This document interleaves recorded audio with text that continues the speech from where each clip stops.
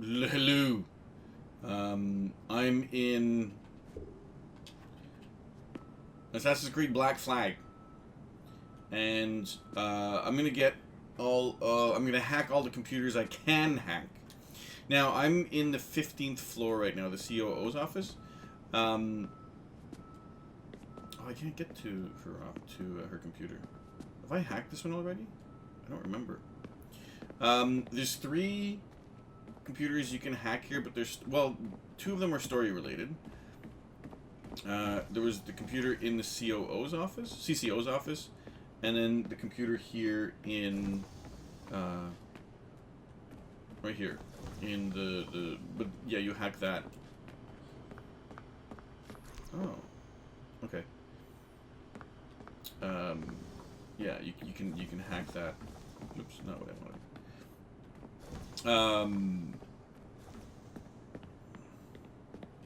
You hack those. They're story related, so I'm not gonna put them in this video. They're in the main video. However, I feel like the guide here is telling me I could hack that, but maybe later. Anyway, so let's go down to sample 17 to get the rest of the stuff.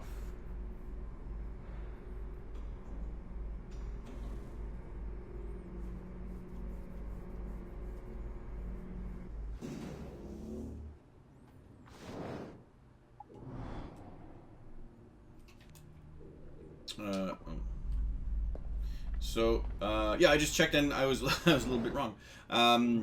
The third one you hack is in the security room, the level 3 room, which I don't have access to yet. So there's only one I hacked, and then I may have hacked the receptionist desk. I don't remember that. Oh, is there a? Can I access that?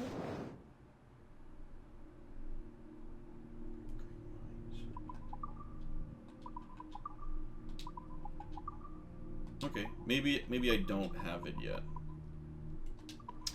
Also not super important. So, yeah, so I should have most of these anyway right now. So, I guess let's start over in this in this room, and then we'll make our way that yonder. So, we'll do that just to have some sort of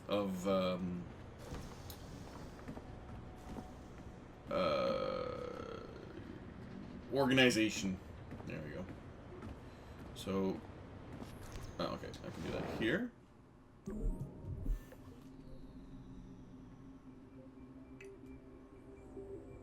Oh, this is Frogger again. Okay.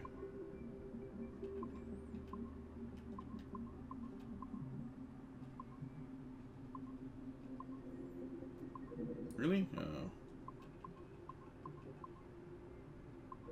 Really? I disagree with that.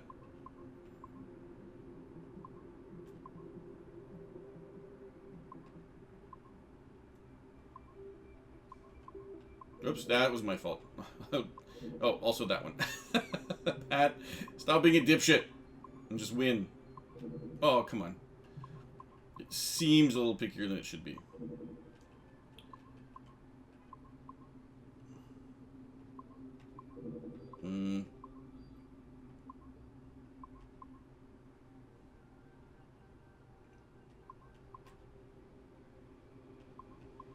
There we go. A little annoying, but we got through it.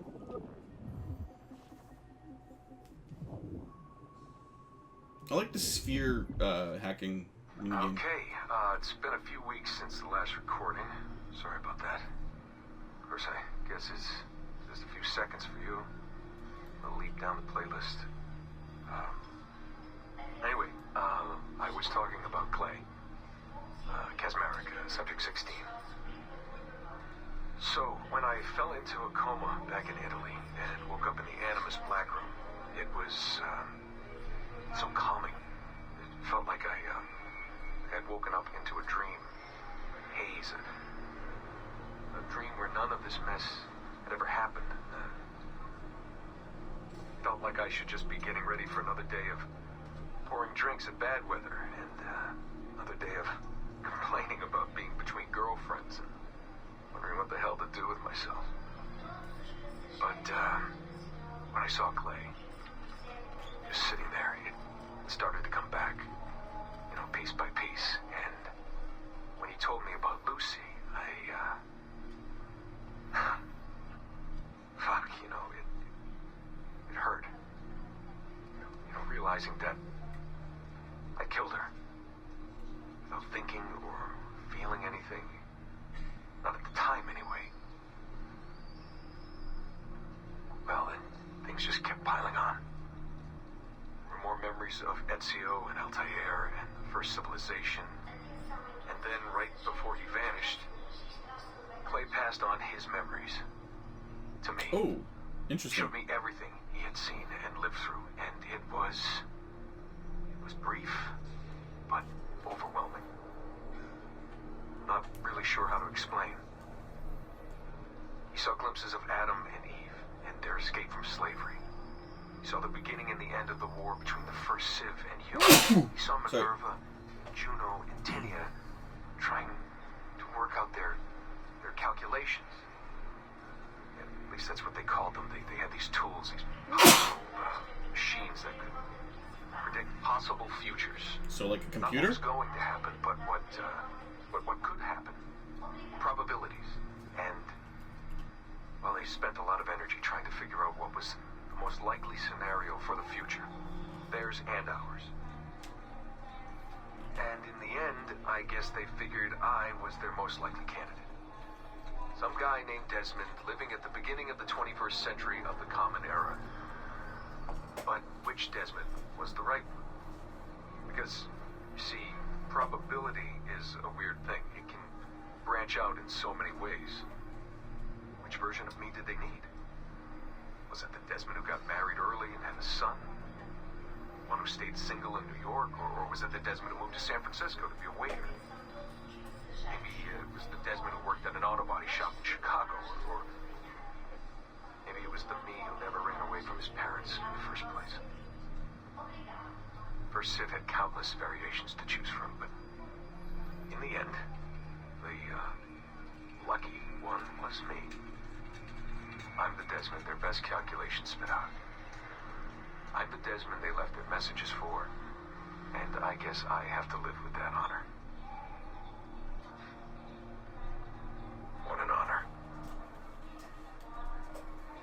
You're... Pretty tired. There'll be more later. Ciao.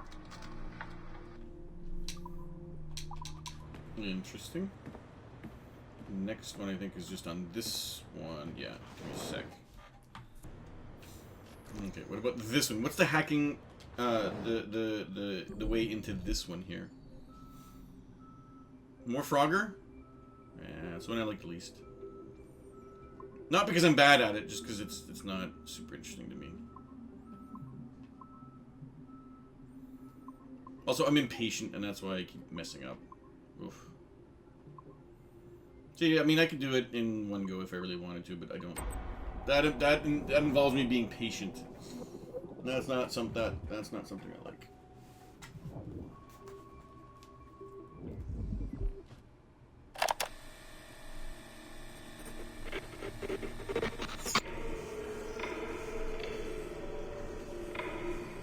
I have now resumed the practice of dressing as a man, and have put off my woman's dress. Why did you take it? Who made you take it? I took it of my own free will, with no constraint. I prefer a man's dress to a woman's. You made an oath, Jeanne. You swore to never again dress as a man. I never meant to swear that I would not resume the practice. Why have you done so? Because it is more lawful and suitable for me to return to the practice of wearing a man's dress, being always among men, than to have a woman's dress. I have resumed it because a promise made to me has not been. How is he? Our three doing well. Are we still in 18th century Hungary? No. His connection is so stable, he's jumped between a few ancestors today. We're in 15th century France now. Turns out he's related to one of Joan of Arc's executioners. Surprise. Eileen, yesterday Vidic asked me to help him work out some of the bugs in his audiovisual renderer, and I told him... No. Come on, Satish, not you. It wouldn't be permanent. A few months at most. Months? That will kill every ounce of momentum we have. It won't, I promise. Honestly, I think this could help us. If I can get a look at what these people are doing, we could... Come on. He's trying to pull you over to his side. Don't you see that? He's luring you with quick victory and prestige. That's not what this is about, honestly. I need to get back to work. Eileen, I'm sorry. Do what you must. I'll survive.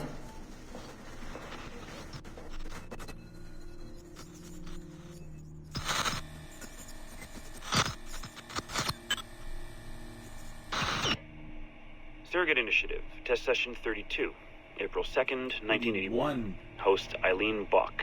DNA sample SB1970. Miriam, are you awake? What? Miriam's coming for me. Oh, is it guards? I see them from my window, amassing in the courtyard. My time is up. Basil, don't say this. You don't know that. Forgive me for this, Miriam. But I must tell you something. The artifact. We have it. But only Oscar and I know its location. Don't tell me. They will release you. Your family has connections. You must take the artifact and bring it to the assassins in Paris. Please don't. I don't want to know. It's safer if I don't. Hush now. If I die, knowledge of its location dies with me. You must bring it to the assassins. Assassins? I don't understand. The spire of St. Petrus. No, I don't want to hear. Sound 7!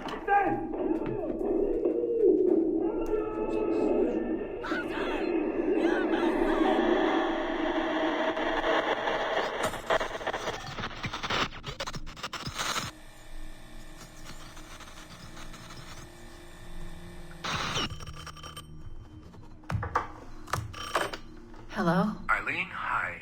It's Carl. Carl, I know it's you. Sorry, you just sound exhausted. Did I wake you? No, I've just been busy. It sounds like it. I'm just a little tired, that's all. No, I mean, your project sounds fascinating. Your colleague, Dr. Warren Vidic, he called me recently and he told me what you've been up to.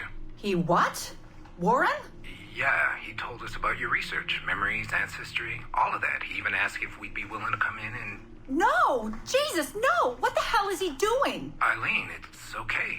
We signed some papers, non-disclosure stuff. No! He's trying to fuck me over. Damn it! Eileen, we just talked about my mother, just like you and I did. World War II. That's all. It's the artifact. The what? Carl, if he calls you again, you tell him you work through me, okay? That's it. Vidic has been a pain in my ass for years, and I don't need him getting all the glory for my 2 years of hard work. All right. So how should I go about this? I mean, the wheels are in motion. I don't know. Just go through me if he contacts you again. Please? All right. You'll do that? Of course. Yes. Thank you, Carl. I'm sorry I was short with you. I've just been exhausted. That's all. It's all right, hon. Just take care of yourself.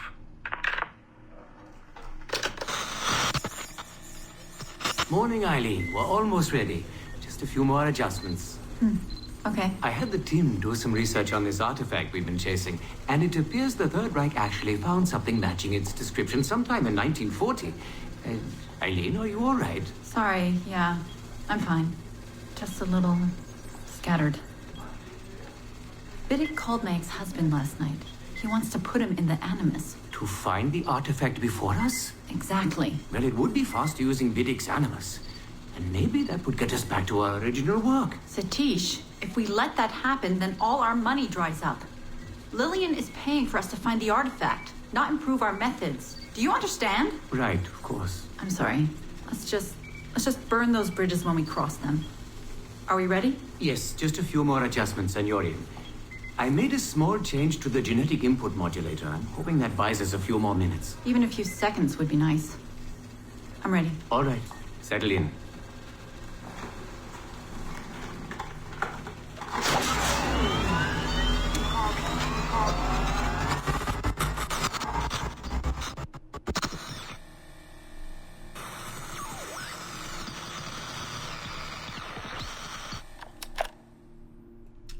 Interesting. Pretty interesting. So there's 4 in this next room here that I should have access to. Is my thing accurate? No. Where's the 4th one? Is probably up here. Okay, let's just go around in a big circle.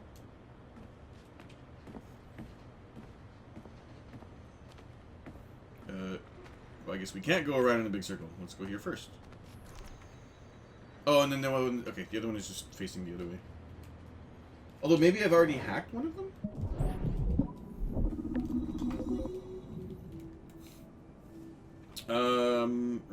Yeah, okay, so I gotta do this first. Oh, no. No. Oh, okay, so what I want to do is this. Oh, no! Shit. Well, that didn't work out. Okay. Well, I guess now it worked out. Oh crap, that could have been worse.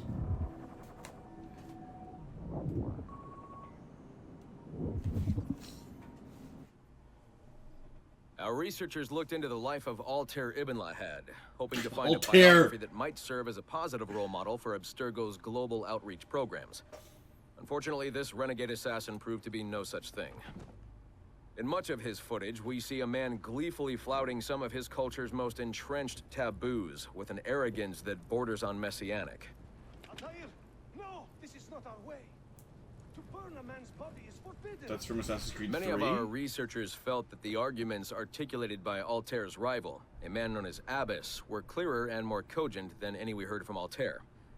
Oh, this is... put in a request that more effort be dedicated to locating one of Abbas's descendants, if any exist. This is a hit piece, because It's clear Altair... to us that Altair's transgressions were the primary motivation behind the ultimate dissolution of his despicable order by the middle of the 13th century. Because he's an assassin. We That's a therefore hit piece. strongly recommend a pass on this property, in favor of a more agreeable and inspiring figure from this era.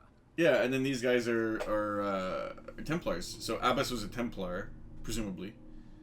Or he was just not an assassin, and so Templars would prefer that over an assassin. Interesting. A market feasibility analysis commissioned. Feasibility analysis commissioned for the purpose of determining the strengths and weaknesses of acquired historical properties. Okay, well that's neat.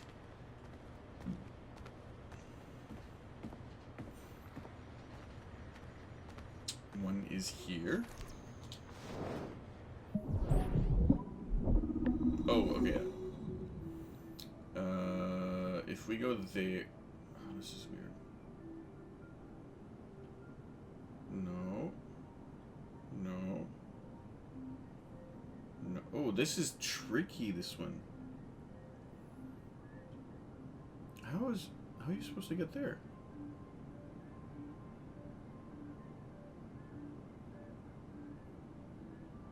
What is... Wait, what is that?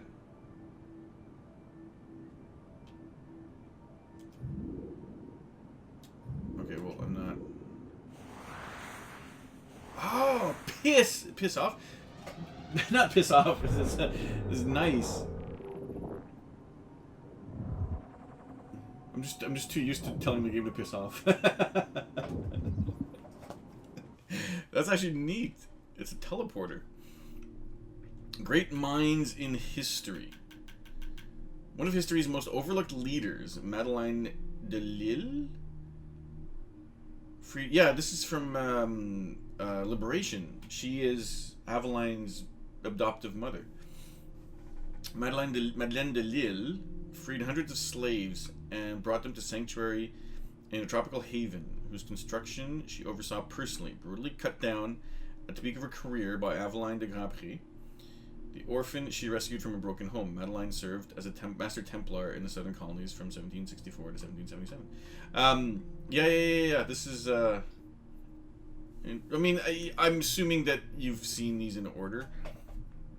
I don't necessarily want to give out spoilers, but yeah, no, she's there's a very good reason why the Templars would say good things about her and bad things about Aveline. You know, not that that's spoilery enough or anything.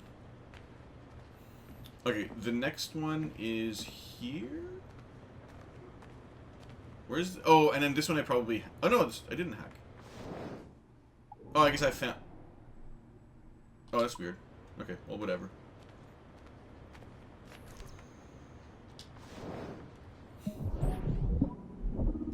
Oh, there's a... Okay, obviously that's not going to lead to anywhere helpful. Oh, that's very easy. Oh, no, that's not easy. There we go. Well, not hard.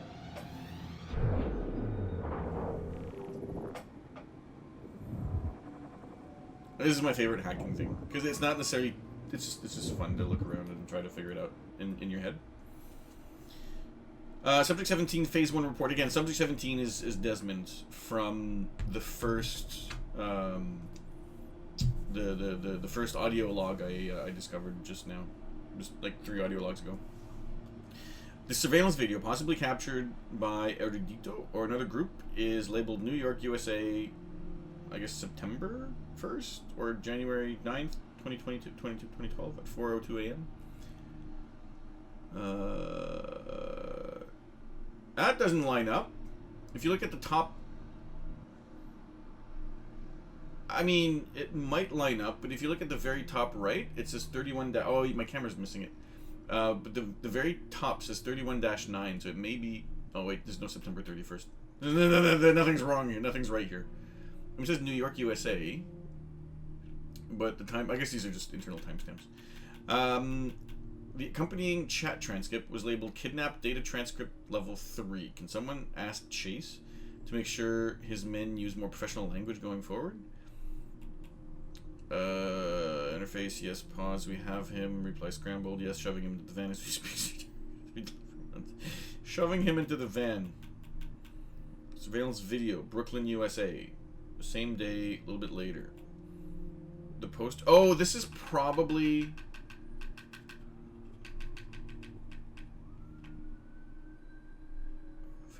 Would this be after his death? I'm assuming it's after his death, because it's 2012. And the game takes place over a few years, but it's kind of weird because well, I don't know what time the first games take place in, like what year, but I'm assuming this is after his death. And then we'll adjust, you know, I'll adjust my ideas as things go on. The poster claimed Abstergo agents have captured an unknown Caucasian male. Victim is mid-20s, approximately 6 feet tall, 190 pounds. Destination unknown. Oh no, he's still alive. Never mind. This is before his death, obviously. Oh, this is bringing... Okay, this is before the first game. Like, right before the first game. Taking him into Abstergo to chuck him into the Animus. Okay. This one is labeled... Ciampino? Italy. Okay. The poster identified only as unmarked hangar. But then went on to say Abstergo agents arriving at destination. Company-owned jet brought to hangar after landing. Victim identified as Desmond Miles. I don't think this has spread too far yet. Location has already been scrubbed. I think we can dismiss as the ravings of a fanatic. Preliminary analysis. A leaked medical file. We're looking into it. No menstrual disorders for subject 17 though. That's a weird way to say this. That must have been a relief for the public to read. Patient has no active complaints, no acute distress, no prior cardiac history, no blood pressure normal, 112/78. Primary blood analysis, no significant traces of chemicals that would lead to neurological disorder, no indication that patient would be prone to neurosis. Unlike previous subjects, patient is psychologically stable. You are cleared to proceed. Signed by Damien Saravakos, MD. I'm trying to remember if some of these names line up with names in emails in the first game, and I don't think so.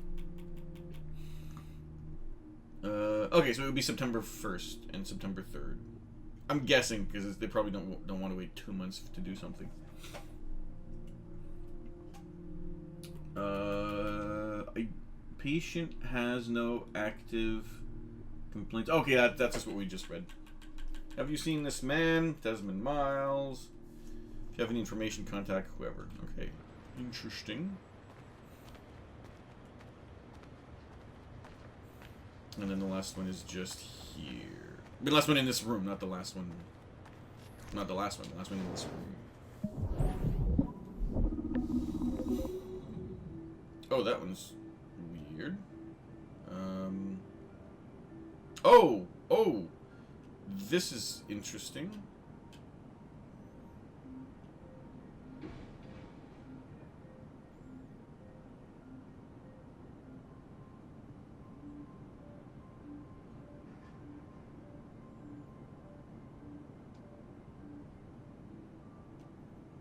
Oh, this is weird. Okay, so then...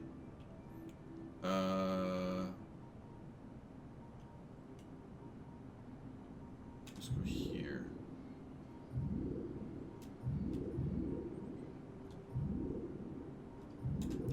There we go.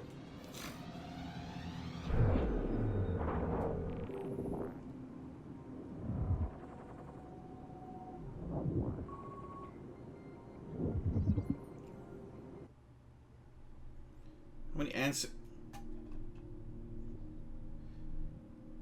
Okay. Fine. Oh, interesting.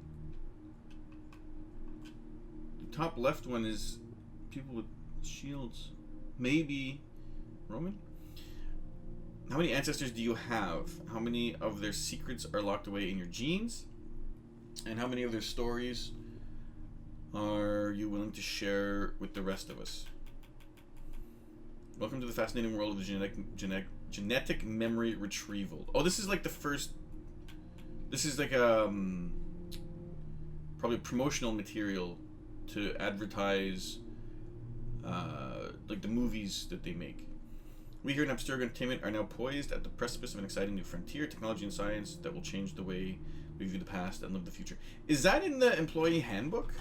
That might be in the employee handbook. Or employee passport, sorry. In the coming year, we'll be opening studios all across the world dedicated to a single purpose, collecting and archiving the stories locked away in human DNA.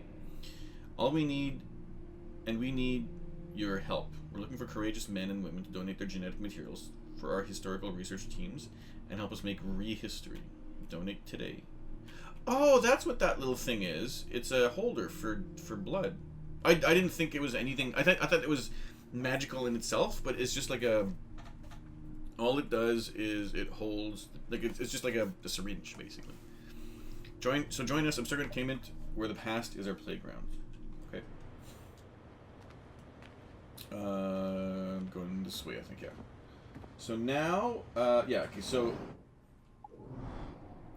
there is one here, and one here that I'm missing from this floor. And obviously a few over here. So let's make our way here. I may have gotten some, I don't remember, but I may have gotten some. Oh yeah, let's run, not walk over here. I'm not hacking the computer, I promise. Oh wait, can I not? Okay, now I can get to it. That is weird, but okay. Frogger again. Or is this Frogger, or is it the... Yeah, it's Frogger. Oh, this is gonna be annoying. Yeah. Oh, this one's gonna be very annoying. Really? More annoying than it should be, actually.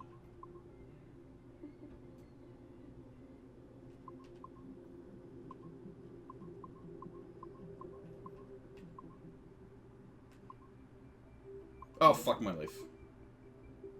Well, okay, that's annoying.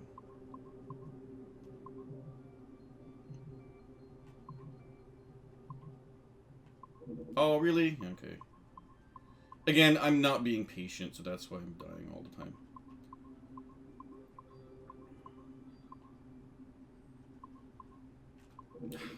That was my fault. Yeah, that's also my fault, but it's better. It's fine.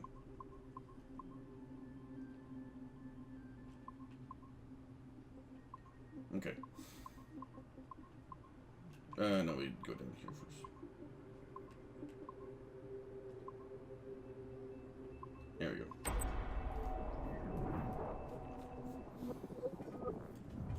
I will blame mostly I will blame mostly myself for those mess ups, for those fuck-ups. Our initial reports gave us hope that Enzio Auditore would serve as an ideal candidate for future Abstergo projects.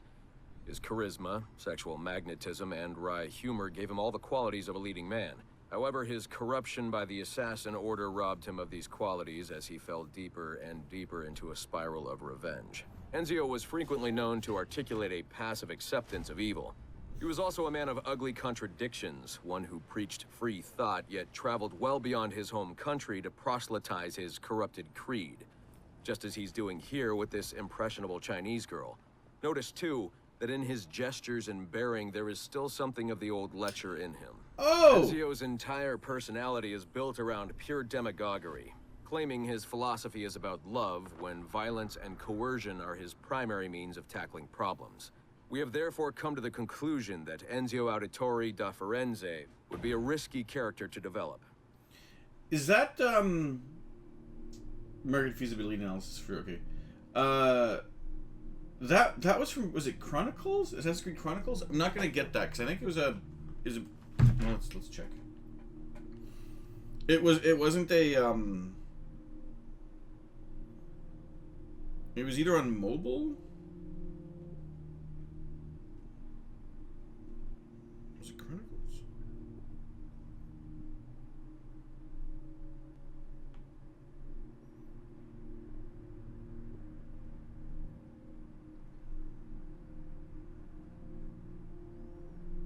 Oh, it's 2.5D environment. Oh no, this came out after. Chronicles came out after. After this game. What are these games then? Is there release history? Red Hood Revelations 3, Black Flag. Oh, there's.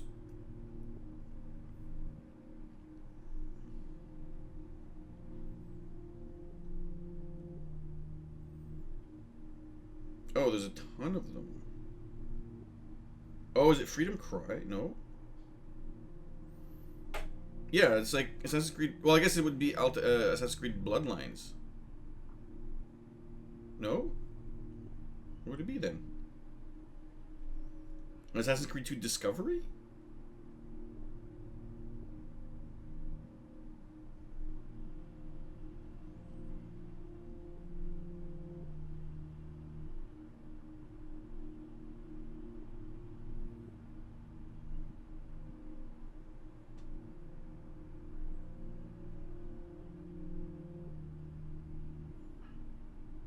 No, it doesn't.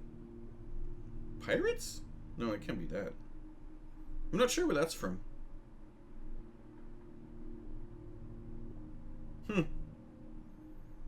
Yeah, interesting. Like I said, not sure where that's from, but... okay, so I guess let's go here next. Nope. This way.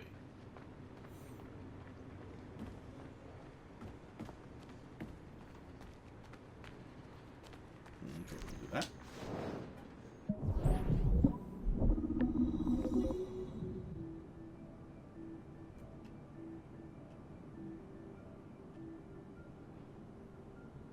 Oh, it should be good if I do this. There we go.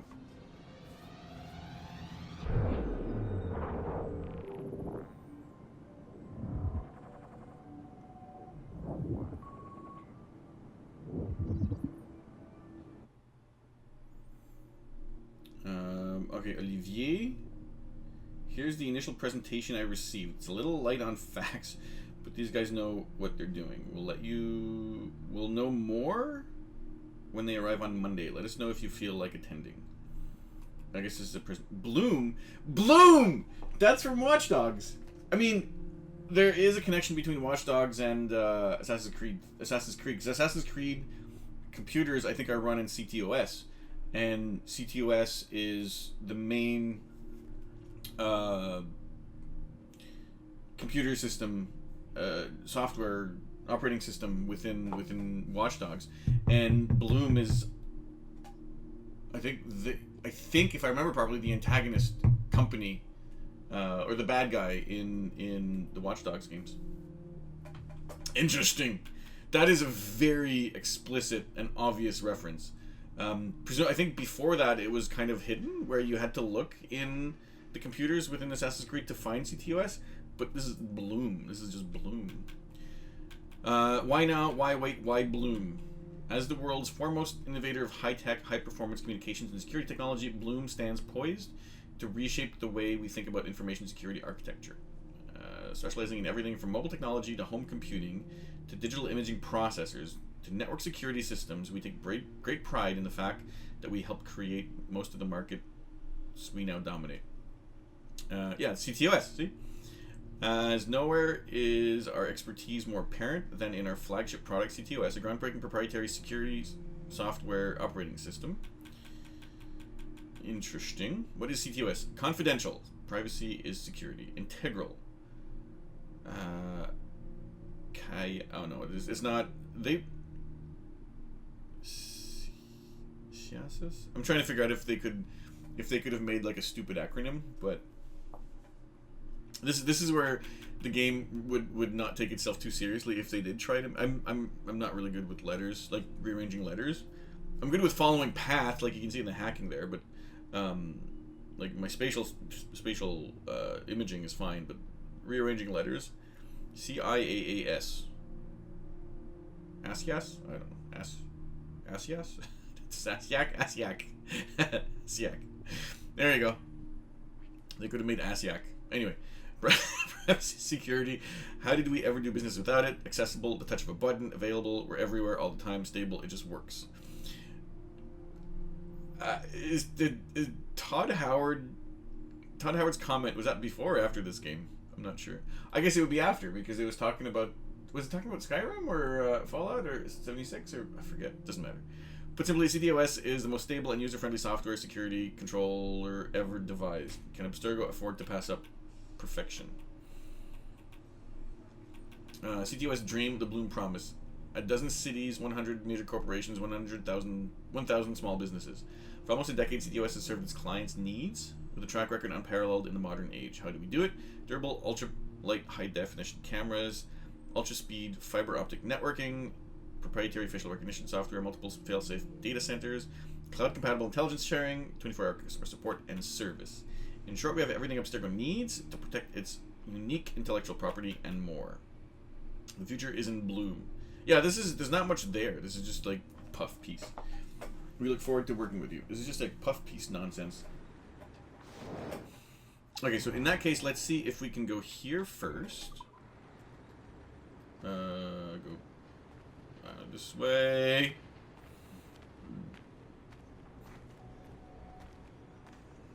Okay, good.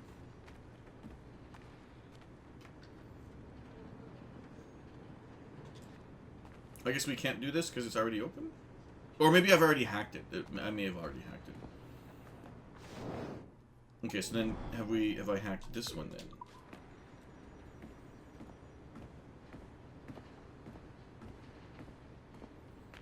Oh, I can't hack this one. Get out of my way, I need to hack you. Alright, well, maybe I've already hacked that one as well.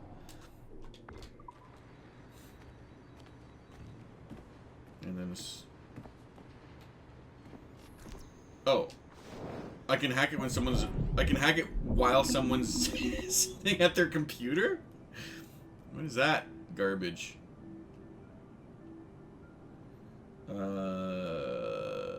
Okay, so that's gonna be easy. Oh, that did not go where I wanted it to go. I didn't see things properly. There we go. I have to be very careful here. This way. By not messing up. I missed that. Right after I said that my spatial reasoning is fine. I knew... Yeah, whatever. Shut up, chat. Mama says... Count... What is it? How do you say that? Rajberg? Will take care of us now. So as long as Papa and Uncle John work for him, Our home is big, but Tribune is a small town. Mama seems happy. Prague, 1587, 1608. See Elizabeth Jane Weston. Yeah, there hasn't been a game. I don't think there's been a game around that time period yet. Has there been a game in Prague? Maybe this is actually pretty interesting. I mean, it's kind of interesting because it gives you hints at what Assassin's Creed's, like what other games there may be. Uncle John, everyone else calls him Dr. D. Oh, Doctor, sorry. Dr. D, sorry. Everyone else calls him Doctor. D says that not all 5-year-olds can speak 3 languages or write as well as I do. Oh, this Elizabeth might be a sage. I foretell a bright future for you, Lady Beth. I like reading, drawing, and writing poems, but mathematics are hard. John Francis, my brother, is better at calculations than I am. He's 1 year older. Papa wants me to get the same opportunities as my brother. He says I am fortunate that not all young ladies have private tutors. I study hard to please him. We are fasting this evening, Master Kelly, Uncle John announced. Papa grins. I know what this means. They will be working all night again. After dinner, I run to the parlor and jump on Uncle John's lap. His beard, unlike Papa's, is all white and rough. I ask him to tell a story. Uncle John makes everyone laugh, even Papa, who's usually so serious. He says they have to work now. Mama tells me it's time for bed. I pull the sheets over my head, listen to the low, humming voices coming from the study. I'm afraid of the dark, but not tonight with Papa and Uncle John praying. What is that? Oh, I guess that's an artifact. Papa needs to eat now. Papa needs to leave now to earn money. I know about money. We need it to eat and purchase things. I do not want him to go. I give Papa a big hug, and Uncle John too. I wave at them until I can no longer see their carriage. How long will they be gone this time? I ask Mama about Papa's work. She says he gives conferences with Uncle John, providing advice to people who need it. Was the word conference around in like 1500 or 1600? Like around that time? John Francis says Papa communicates with angels. I laugh, but Mama does not. He told me, he says, crossing his skinny arms over his chest. After a long pause, Mama sighs. John Francis is right. Your father speaks with angels. She scratches her head. She scratches her head. Insight from them. I ask Mama what an angel is. She says the being from beyond, a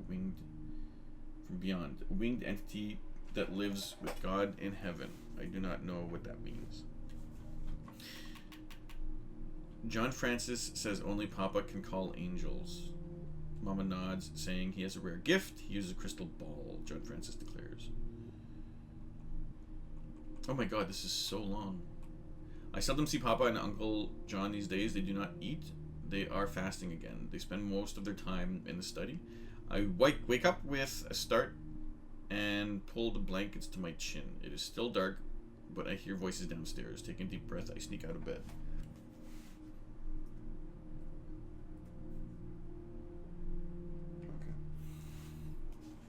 I walk down the stairs, avoiding the creaking ones. I fear monsters will jump out of the shadows, and though Uncle John assured me he banished all monsters from our home. I tiptoe to the door of the study and put my ear upon it. I recognize Papa's and Uncle John's voices.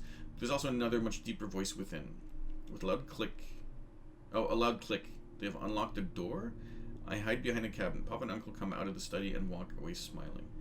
I count to 100, then tiptoe to the study. No one inside. Elizabeth, Papa says behind me. What are you doing? Papa makes me promise not to go into a study. There are things in there you should not see. There are 100 questions I want to ask, but I can only nod. There's a weird green jello mold up there. Wisdom. How long is it? Oh my, this is very long. Okay, so I'm not gonna read all of this. You can pause if you want, but we've been in Tribune for almost 2 years. We are happy here, happier than we've ever been.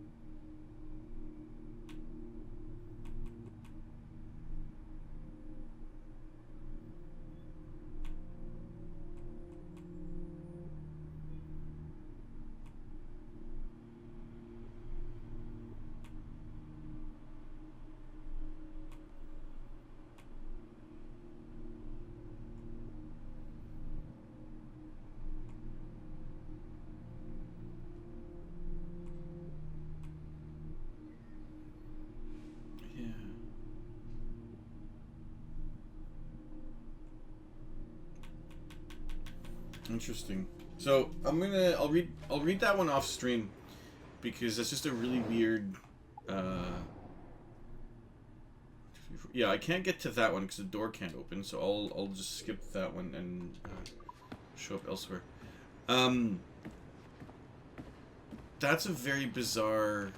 I'm gonna read that off stream because that seems like it's just long. I don't want to bore you on stream, so I'll read that off stream to see what it's about. And I think this is where I want it to go. Yes.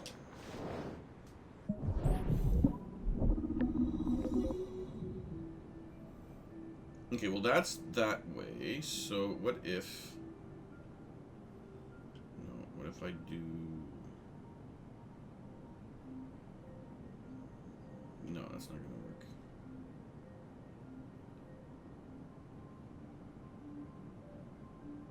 Is that seriously just gonna work that way? Yeah, that's actually very easy. No, I did not press that. I didn't press that button. I pressed down. I pressed down! This is lying to me. I didn't press anything to do that. This game is weird. Oh, maybe my analog stick is getting fucked up again.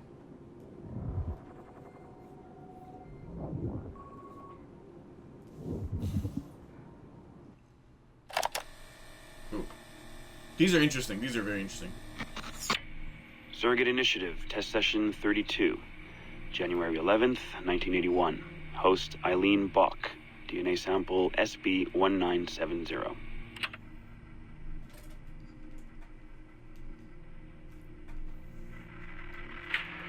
Miriam? Miriam, is that you? Are you in here? Bartle! Oh, thank God you're safe. You've been very sick. Bartle! How did they find you? Oh, Jesus. What would they do to you? Has they hurt you at all? I told them nothing. All they do every day is ask about you and that artifact. But I didn't tell them anything. Nothing. I know you didn't, Miriam. But how are you? You aren't hurt? Not badly, no. I'm fine. Good. We need to get the message out to Oscar. Somehow. We need to tell him where... The subtitles are weird. Very interesting footage, Eileen. This is Germany, you said. World War II? Most of the memories I've been able to access come from a period where Miriam was imprisoned by Nazis in Cologne. Miriam. Is she still alive? No, she was my my ex-husband's mother. She passed away about 5 years ago. Well, she was spirited. An impressive lady. Definitely. And the man, Bartle. He made reference to an artifact. Any idea what that is? My team is looking into that, but it's not our first priority. We still need... It is now. Really? You must have other recordings of this woman. Are there any other mentions of this artifact I should know about? Half a dozen or so, yes. What's this about? Don't be too obvious. You have questions, I understand that. I don't have answers for you. Not right now, but I do have money. And if you get me those recordings and bring me any other artifact references you find, then I will triple your operating budget for as long as I can. Triple my budget? My God, what is this? 9 a.m. Monday morning, my office. We have a lot to discuss. But Lillian, I don't... Have a good weekend, Mrs. Bach. Fantastic work.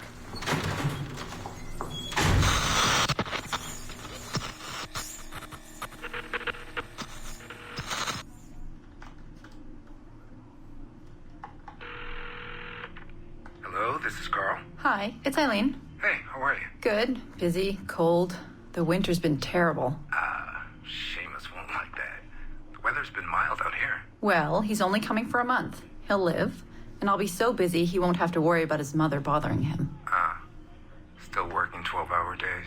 I should move a bed into my lab. Look, if you're too busy, Seamus can stay with me. No. I want to see him. We'll have fun. You're not too busy to be a mom and a genius. Of course not. His flight lands at 8:15 p.m. tomorrow night. You'll be there? Of course. 8:15. p.m. Let him know you'll be there. Thanks, Carl. I need to run. I'm sorry. Take care. You too.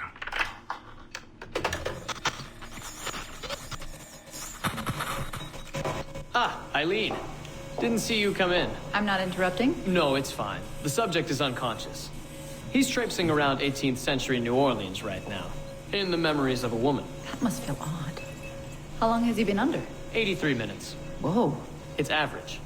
What can I do for you? I just wanted to thank you for sending Lillian to see me. She came away very impressed. There.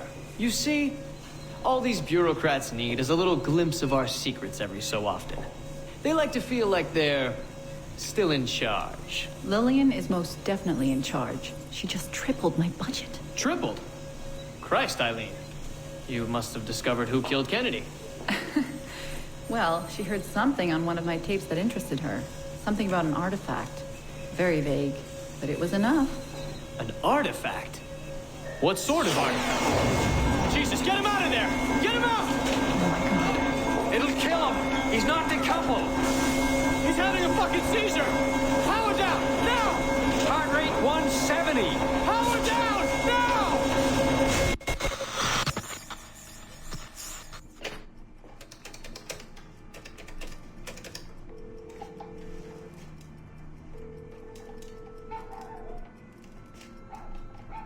Eileen, Warren here. I was all ready to apologize for the late call, but you seem to be away. Maybe with your son. Listen. Since the unfortunate incident with Subject 1, there's been a lot of dire talk around the office about my Animus project. About shutting it down. About it being unsafe. Typical top brass bullshit. And if they shut me down, then your surrogate initiative goes away too. I'm sure you're already well aware of that. Well, let me be the first to reassure you. This will not happen.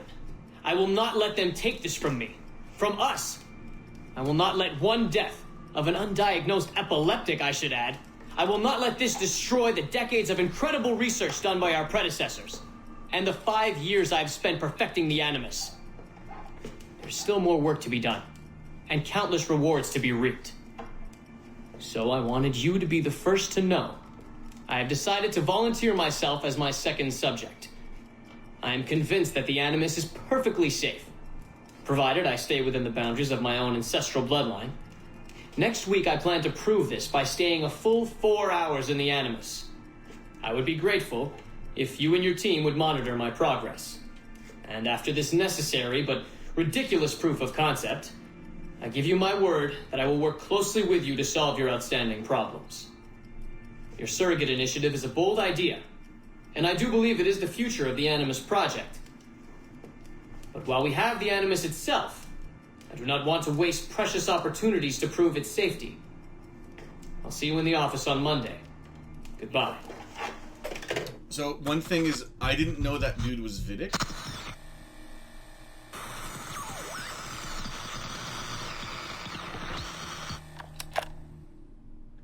Yeah, I didn't know that was Vidic. If you're going to change a voice actor around, you have to be very clear.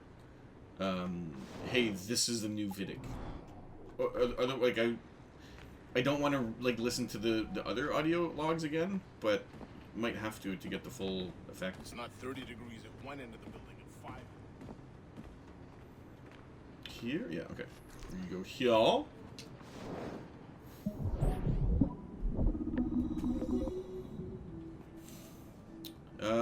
If we go up... No, neither of those are gonna be... No, that goes there. That goes there. No. The problem with this is that the sphere rotates not in the way you want it to rotate. It's counterintuitive. It's... Oh god, that's annoying. Okay, let's just okay, I didn't want to go there at all. Okay. Let's go. Oh no.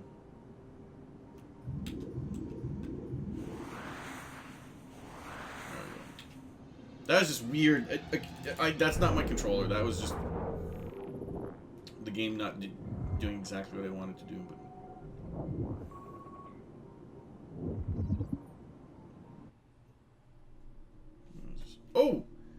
Yeah, the Antikythera mechanism. That's actually fascinating. That's a fascinating little thing. It's, I think it was like a clock or a navigation device, and it was, like, for thousands of years, it was the most advanced, most precise piece of technology there was. Presumably, I don't. That's kind of what they say, but whether it's true or not, not the game, but like that's what people say. That's what historians say. So it's actually a fascinating little device that they found in the. Anyway, originally assumed to be an analog computing device built for the purposes of determining the future positions of astral bodies. Abstergo Industries scientists have recently discovered that the Antikythera mechanism is merely a small portion of a much larger tool. Okay, so the first sentence is right. The second part of that sentence is pure Assassin's Creed conspiracy theory, but that doesn't make it not fun. So-called prognostication machine thought to have been used by the first civilization to make probability-based predictions of future events. It has been confirmed, for instance, that our precursor race used such a device in conjunction with their inherent precognitive abilities to locate and contact Mr. Desmond Miles, the source of the Sample 17 strand, for purposes that shall remain classified. It's also known, I would actually just take out, like, if this was a proper document that would go out to people in a company, that last part, for purposes that shall remain classified, you just take that out. You don't even mention that, because then it creates interest in that, in the reason for this, and it's just extra complications that you don't need. Anyway, super not important. Super not important.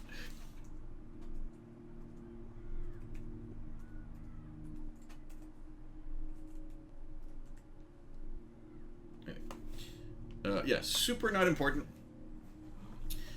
It's also known that due to the nature of these quantum probability measurements, that such machines would have been exceedingly difficult to use, and that many hundreds or thousands of trials would have been needed to peak such great distances into the future. That's a battery. Oh, Baghdad battery. Okay, so these are just a bunch of too advanced for their time things. Mystery that has puzzled scientists for decades. The Baghdad battery's ultimate secret has finally been discovered.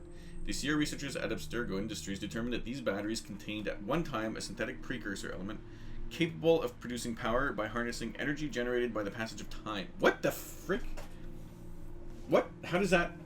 That doesn't... What? How, what? None of that makes sense, but okay. Like, the Assassin's Creed games have always been a little bit on the probability of probable, sorry, a little bit on the side of probable, even though it's not going to be possible. This is pushing that boundary. Eerily similar to the theoretical physicists have called time crystals, it is unknown. This unknown crystalline material was able to generate tiny but unlimited levels of energy simply by siphoning energy from the passage of time itself. Though minute, the resulting power was likely enough to power a small LED, resulting in a humble but incredibly efficient means of producing light. To date, a functioning precursor time crystal has not been located. Oh, see, this is within the game now. Blood vials. Little is known about the function of these blood vials, though dozens have been found since Abstergo took an interest in their recovery at some point in the late 80s.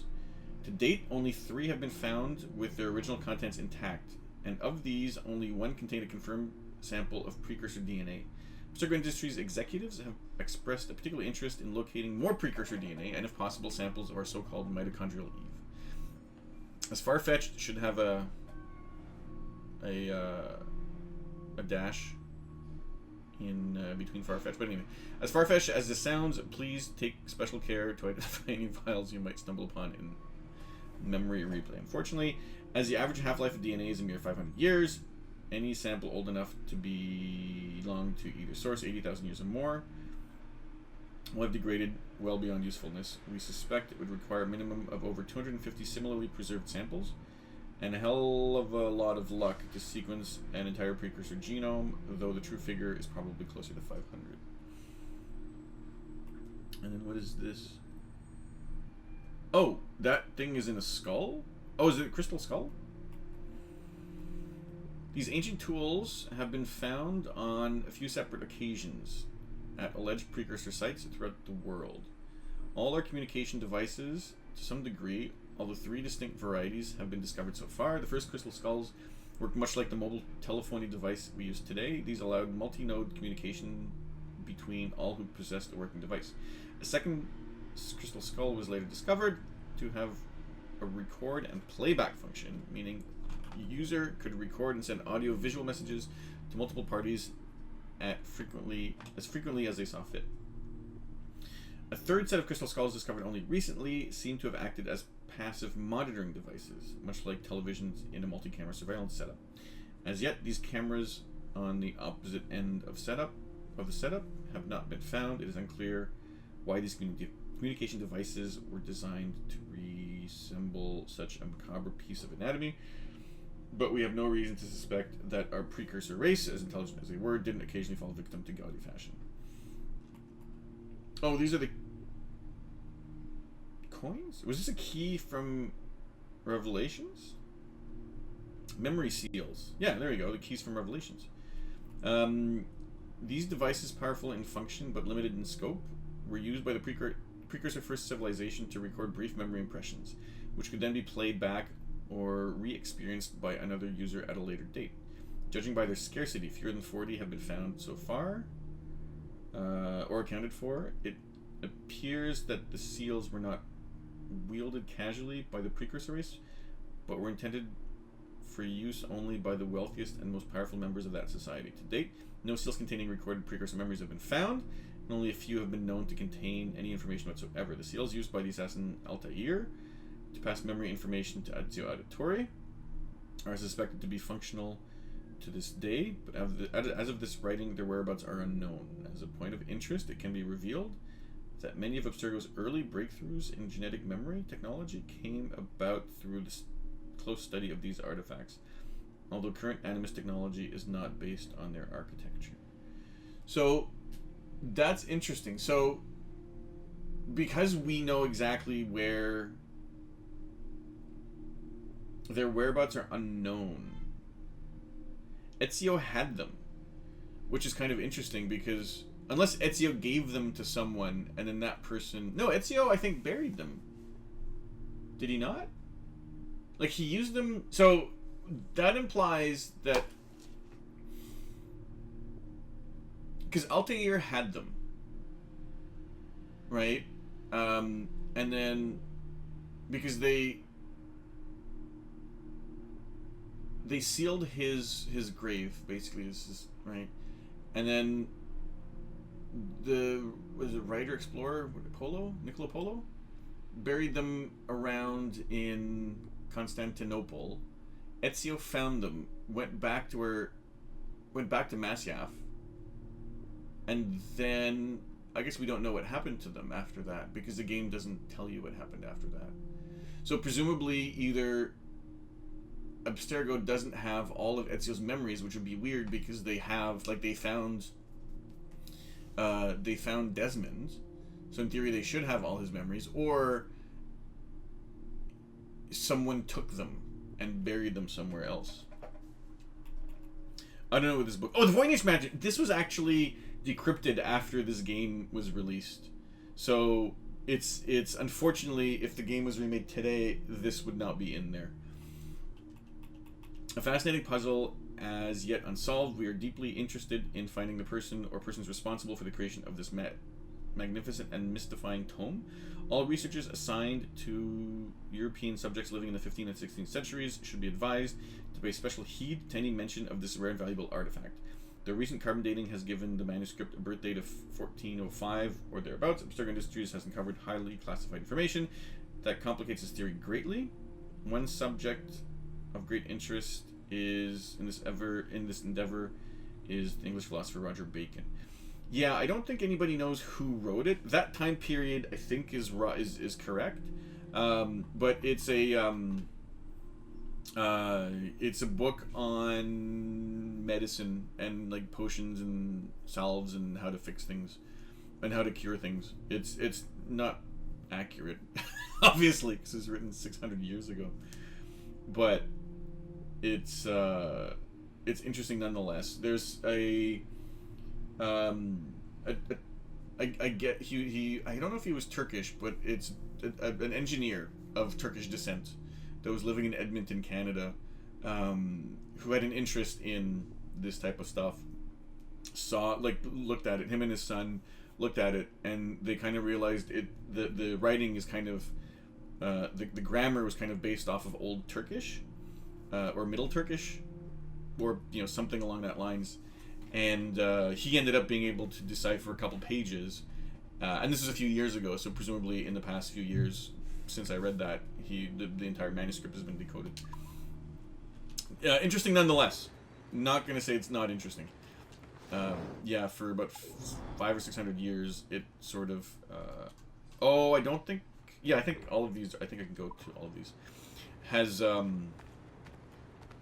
intrigued everybody. Yeah, so we'll go here first. I guess we can go around here. Good God. Wait. Oh, have we actually... Have I... already... Oh, yeah, I think I hacked them all the first time I was here. Yeah, okay, so that's why they're not there. Okay, so that's fine. It saved me some hackery. So, was it 2 or 3 more here? Yeah. Oh yeah, and there's some. Well, there's stuff in there that I don't know what that is, but. Okay, so let's do this then. Oh, Frogger again. Ugh. Fine. I want to have more of the. Okay, good. Ooh, that's gonna be. Oh God. There we go. Oh wow, that was easy.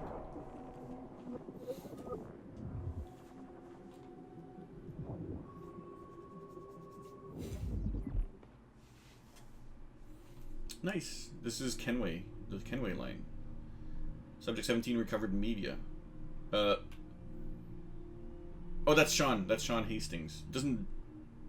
It's a little bit different than his character model in the previous games, but that's him. Again, Desmond. That's an epic selfie. I just gotta say that. Cananosa? Bar Grill in Sao Paulo? That looks like it's a shot with a Lomo camera, but and Rebecca and what's his name? William? Just cute. This is cute. The whole group. Oh, little kitty. One that's cute. Another one here.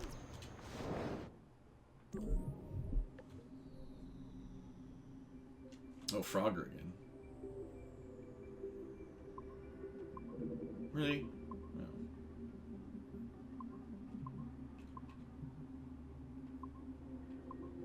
Oh, fuck my life. Okay. No, that is... Yeah, that's my fault, that one.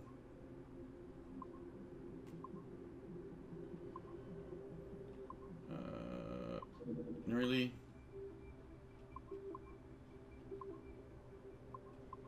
This one is going to be tricky. Fuck off. Well, that one's fine.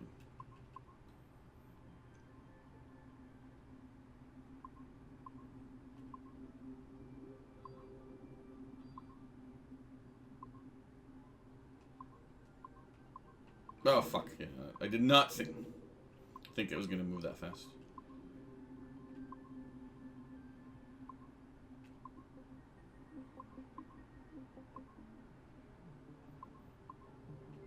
Oh, fuck off. Really? See, like, no.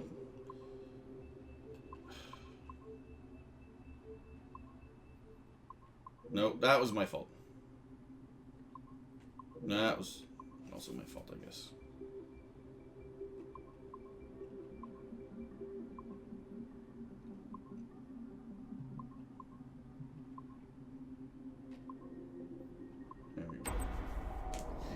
That was annoying, but it's also half my fault. Probably all my fault, but let's keep moving. Oh, is it? Oh, less interesting. Son, I don't think I've ever used this phone more than a few times to record anything. Hey, Dad. So, we're all here in New York at the motel. It's Queens, actually, in Astoria, near the NQ. Rebecca's off getting batteries for something. Sean's in his room doing whatever Sean does. Is it a Wii vibe? And, you're out getting some food. Me? Well, I'm supposed to be getting ready to break into some offices in the financial district. Feels just like prepping for one of your old training drills, actually. 10 years go by, and then you show up, and it's like I was never gone, and we're right back to the ball busting and the conspiracies and the paranoia. Only this time, I believe you. I believe every word. You know, I don't even think you know the half of it. I don't think you know how much I've seen. How much I've learned in just a few weeks. Everything, really. I feel like I've lived 1,000 years, or 10,000 maybe. It's impossible to explain. But when you see that much of the world through the eyes of so many, you can't help but be sad. And to see all these incredible, intelligent people fight the same battles, make the same mistakes over and over again. Because culture and knowledge and history, these things, they aren't passed on through our genes. Every kid on Earth needs to relearn the basics. How to live, how to survive, how to stand up for what's right. So much is lost in the transfer. So much is added every generation. It's a shame. I mean, over and over, everything must be learned again.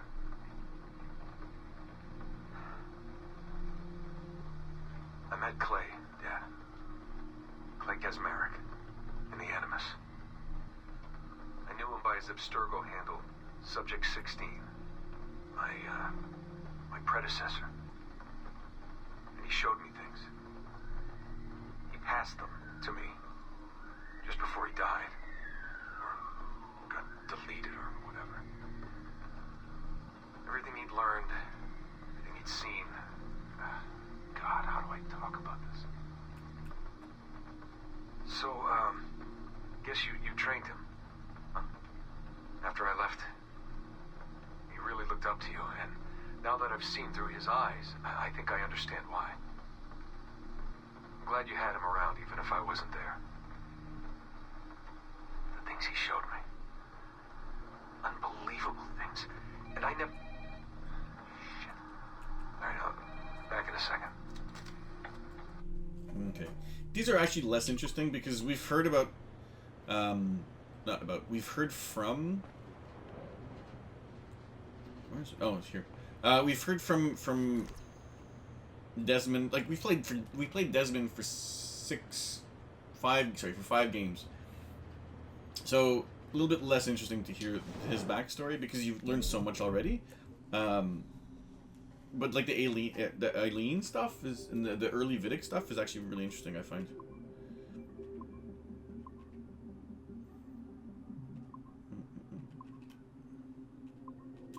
There we go. See, I can do it if I really want to, but I don't like that one. Or I like that. Well, no, I'm not a big fan of that.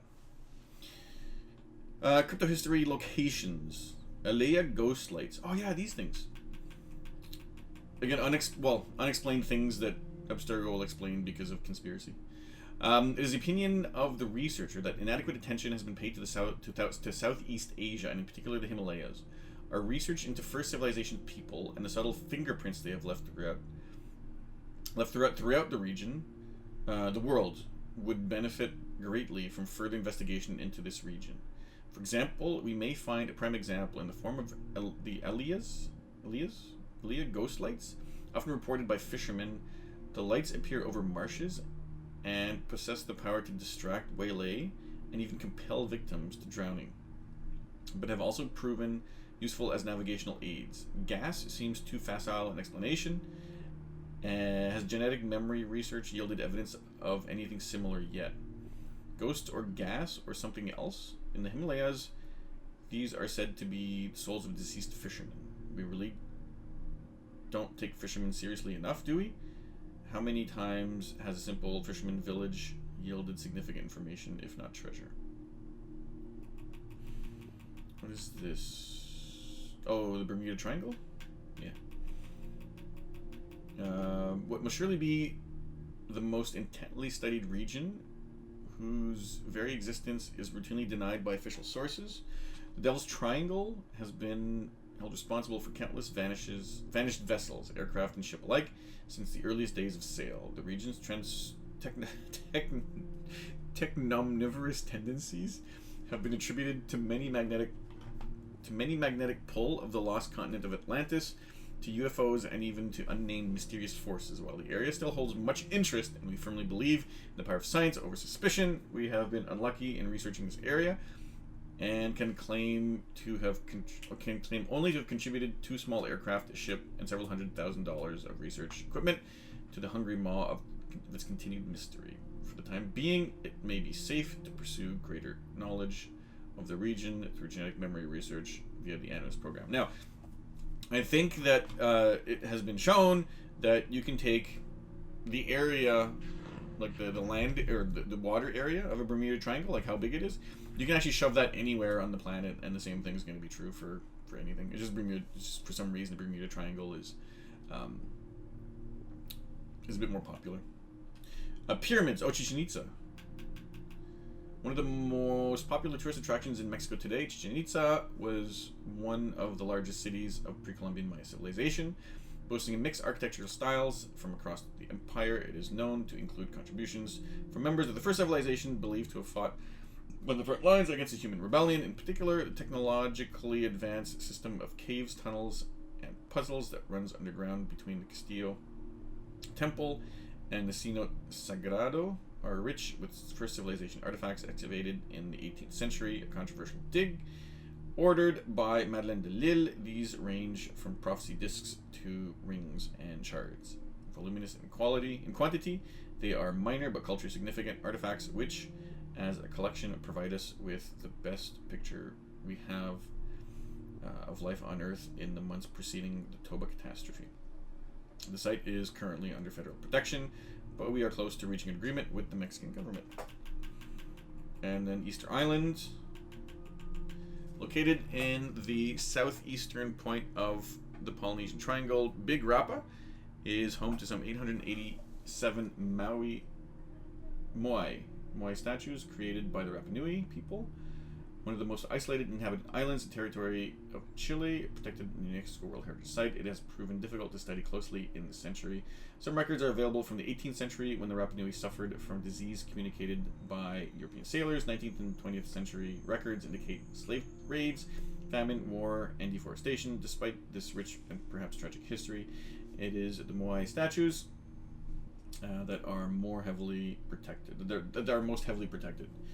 Carved from the stone of an extinct volcano, it is not known how they were transported for installation. The mystery fascinates tourists, but if you can gain access to conduct a private archaeological excavation of the island, it is the petroglyphs and network of caves established by even earlier civilizations that we believe would yield the most productive results.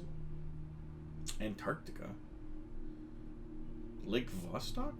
Working with our Russian partners, we have secured an agreement to commence research into the subterranean lake that rests deep beneath Vostok Station in the accurately, if poetically named, Pole of Cold on the East Antarctic ice sheet. Sitting approximately 3,500 meters above sea level, this freshwater lake rests 4,000 meters beneath the surface. A core ice sample was extracted in 2012, and we will soon begin research that should provide paleoclimatic record dating back some 400,000 years. Isolated fossil water reserves. Samples may prove even older. Only time and science will tell what genetic marvels these magnificent samples will reveal. If not, a new window and for civilization, life itself.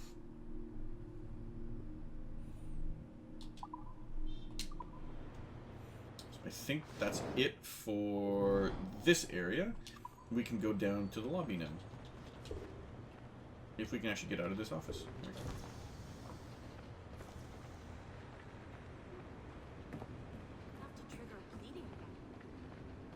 Yes, yes, yes, bleeding effect.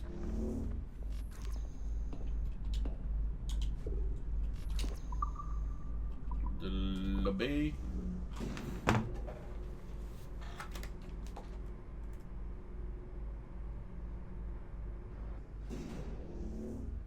Okay, so there's a few here, which is gonna be a little tricky. Oh no, it's not really tricky. And one here. No, Frogger again. Oh, this is gonna be a. Oh shit. Ah. Wonder if it tracks your deaths.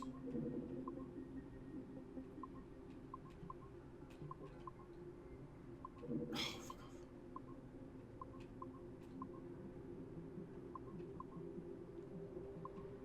Oh man, really? Oh god. Well, that's fine. Really?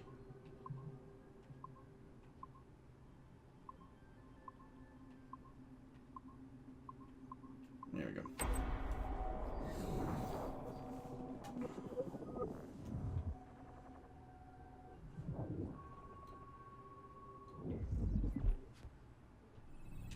Ooh. We are attempting to synchronize the DDS system. This will only take a moment. We are almost there. I want to know where the DDS is now in sync. Or what Thank time? You for your patience. What time frame we this hope video you is from? enjoy your experience. Rudolph II invited many notable figures to his court, making Prague the center of European culture. Among them were Englishman Edward Kelly and his stepdaughter Elizabeth Jane Weston. Observe her and report any alleged collusion.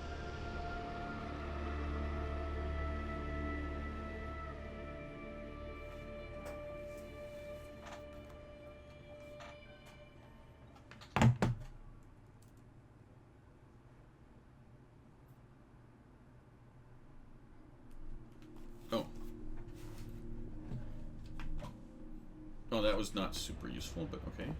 Good to know, I guess. I've been spending too long in my animus, and it's doing my head. Oh, can I not? Keep it to 3-hour sessions like the regulations say. Don't make these rules for no reason. I think that one I think you can hack, or at least according to this over there. That's enough to So I think, and again, I think there's a security level 2 and 3 down here. Yeah, I can't go to 3 yet, or 3 yet. Yeah, they're both 3. Interesting. Okay, so obviously, in the next few seconds, you'll see me do more of this. Wait, I'm up here. I don't really need to be up here, do I? Yes, yes, yes, yes. So, I can hack into this. Yeah, we're gonna keep hacking into this stuff. Let me move this out of the way because... Oh, fucking Frogger. Frogger's the worst thing that happened to video games ever. No, that's not true. Well, that's fantastic. Oh my god. That's less fantastic. That's also not fantastic.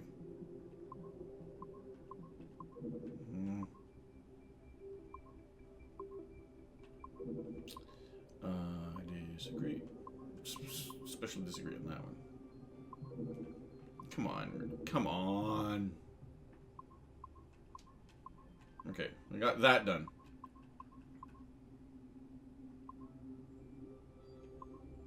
Oh, shit. Okay. And then finally. Okay, good.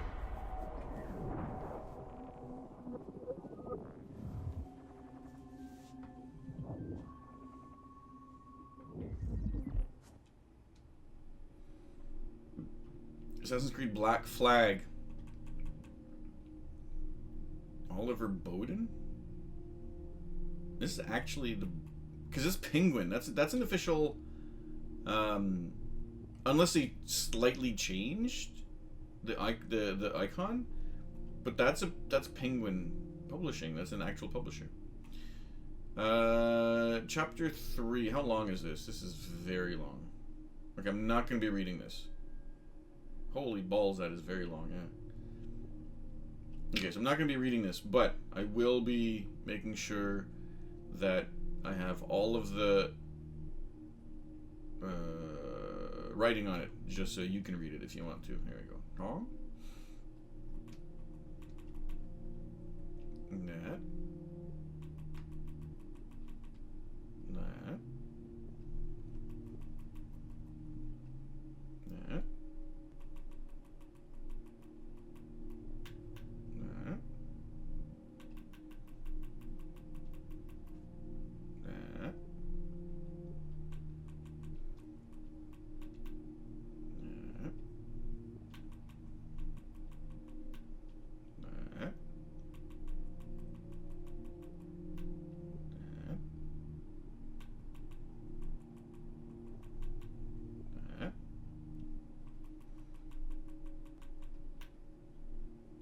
That.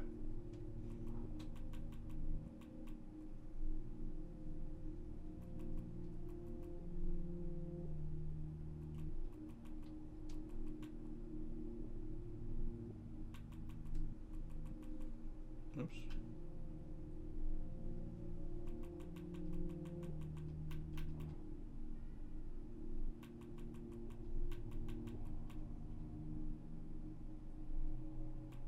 Okay, well that's that.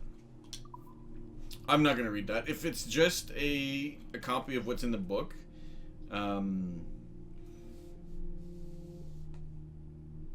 Chapter 3, in which I meet my future wife, Miss Caroline Scott.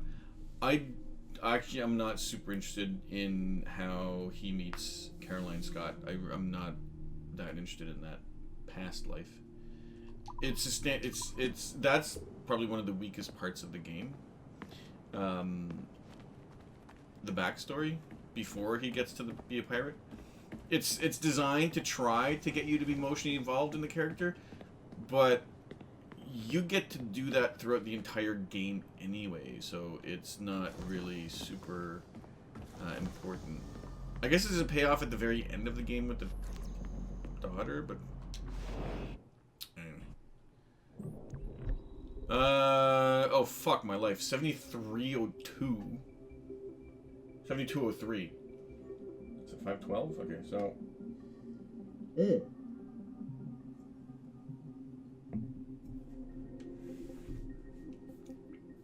2401.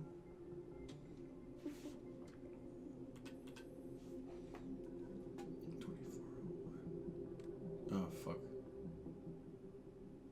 Does 2401 go into 7? 23301. Oh, yeah.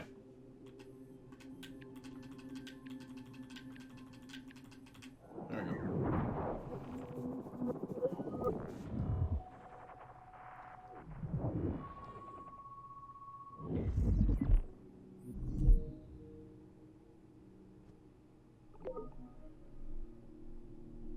Initiate remote hacking. Okay. What are we hacking? Oh, fucking Frogger again? Motherfucker. I'm not patient enough to do this. Oh, I'm actually not gonna do. I'm gonna do it this way. Oh well, that's not gonna work it out. Oh, well, I'm gonna. Really? Disagree, but okay. Oh, that one's stupid. Yeah.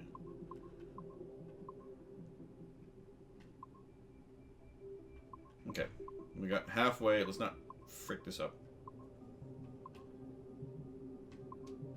Oh, balls! Okay, oh god, that scared me. The second to last one, I thought was not a one that converts, that changes. Anyway, we got through this because we're awesome. Oh, that's Hatham! Hatham! Hatham is a badass. I love Hatham as a character. He is a lot of fun. Suave, debonair, and clever, Hatham Kenway was a hero for generations of men desperate for a decisive and charismatic leader, slain by the ungrateful son who could not appreciate the wisdom of his pragmatic, race-blind approach to politics and personal life. Kenway's tenure as Grand Master of the Colonial Rite ended abruptly in 1781. I like the Kenway character. I find him, Hatham Kenway. I mean, he's such a badass. He's such a badass. Unfortunately, most of the stuff that you see, I think that's it for this, yep. Unfortunately, most of the stuff you see in... Oh. No, that's not where I want to go. Oh, that's you. No, that's...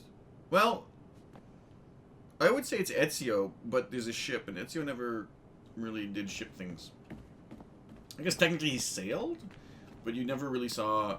You never really dealt with ships in... Anyway. No, we're gonna go to 717. We're gonna make our way... Like before, we're just gonna work our way down. Yeah, Hatham is a fun character. He's a complete badass. And of course, Abstergo would try to prop him up because... Yeah, and of course, yeah, Abstergo would prop him up because he was a Templar. Which is kind of like a gotcha, not a gotcha, but a surprise moment in the game, but it's like, really. Ooh, I like these ones. Okay.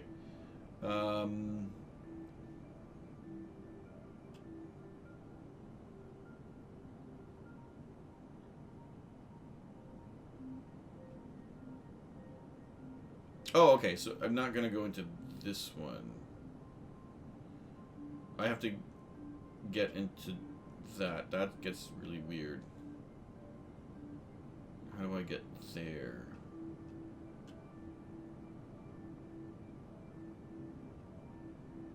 Okay, let's do this. Oh, not anywhere.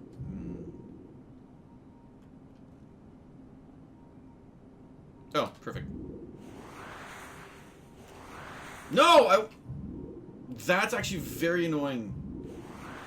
Because I wanted to... I'm not touching it, and it moves there.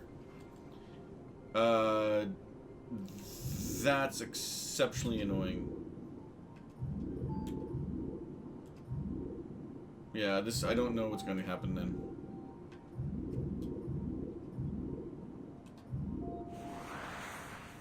Okay. Yeah, see? Oh, is this gonna work? No, it's not gonna work.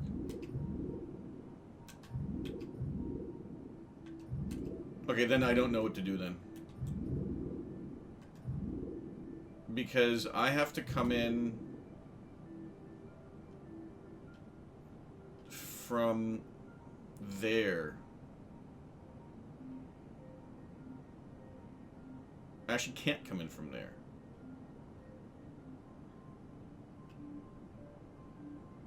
Oh.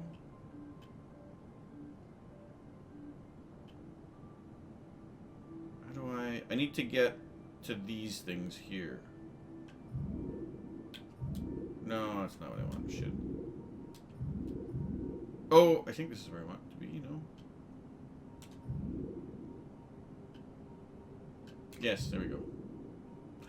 No. There we go. Fucking A, that's kind of annoying. I don't like that it keeps the momentum when you teleport. It's a little annoying, but meh.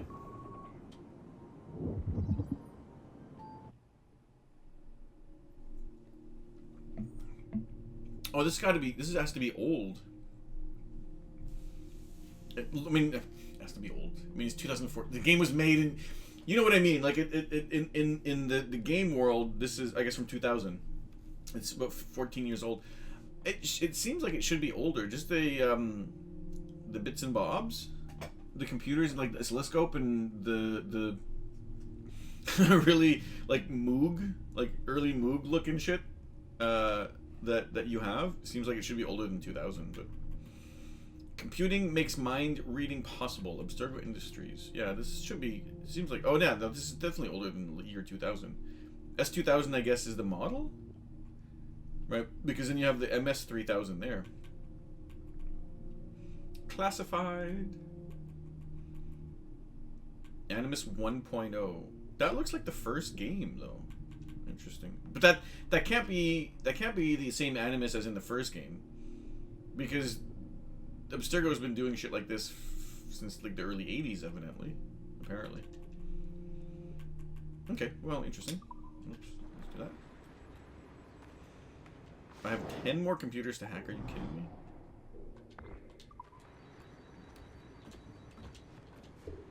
Oh.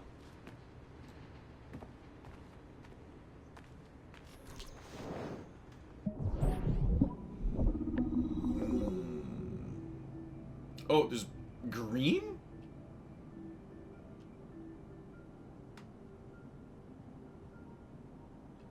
Oh, that's kind of weird. So if I go this way... Oh, that's interesting. Where's the other blue one?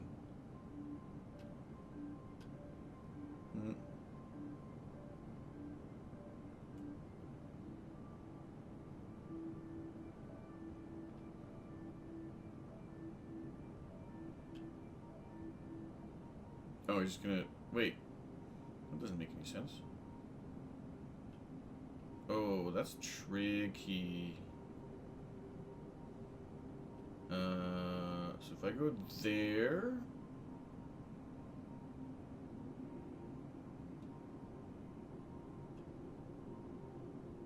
That's really annoying.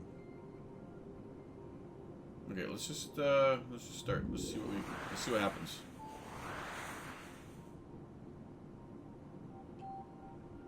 Oh, I don't want to go there because I'm just gonna get teleported back. Okay, so. Oh, there we go. That was a lot easier than I thought. I didn't see that. Like, a lot of the ones prior to this, I did kind of see a way to get to it. This one was, like I just said, let's just do it. And we got it, luckily. Ooh, these I like. Timestamp August 16th, 2013. The following audio clips were selected from over 160 hours of reel-to-reel tape found in the residence of the late Dr. Warren Vidic following his murder in December 2012. Ah. Okay. According to labels on the tape's canisters, these recordings were made over a 14-month period between 1980 and 1981 without the consent of their primary subject, Mrs. Eileen Bach, a colleague of Dr. Vidic's and the originator of Abstergo's surrogate initiative. Mrs. Bach is now deceased. Who killed Vidic, though? Who killed Vidic? It should be stated unequivocally that Dr. Vidic made these recordings illegally and of his own volition using wiretaps and hidden microphones. Abstergo Industries had no knowledge of his actions and disavows any responsibility for them. But yet we'll still... And we're live. Really loud. Capacitors at full. Ease the signal in. Oh, is that... A little more. Tesla? You feel anything? Don't be timid. Double it. No, we're taking it easy. 20%. 30. Eileen, go easy. We're 6 past yesterday. And boost the inputs. Too risky. Not if we split the I/O signals. 25%. He's up. Oh, okay. There. I see something. What is it? Mein Gott. I hear talking. You're okay? Ja, ich höre Stimmen. It's German. Mein Name ist Miriam Kurz. I see a light. It's cold. Ich werde nichts sagen. There's a man with me. Mehr werde ich nicht sagen. Keep an eye on our vitals. Mein Name ist Miriam Kurz und ich bin eine Navajo.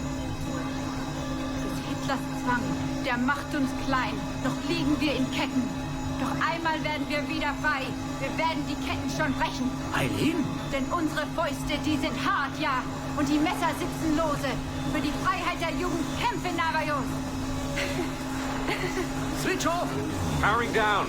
Kämpft, Navajos! Get Peralta there! Oxygen! From the valve. No. No, Satish, I'm fine, really. Quit the heroics. Just breathe. Come with Satish. Just breathe. Yes. Yes, thank you. But Did she you was get something? She was also. It would take a while to parse. What did you see? It wasn't just seeing. It was feeling. Being. I was scared. You were shouting in German. I think I was in Germany. I was in Germany, Satish.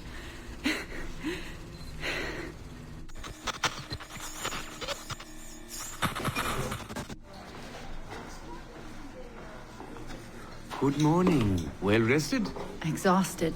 Yesterday was an incredible find. Seems so.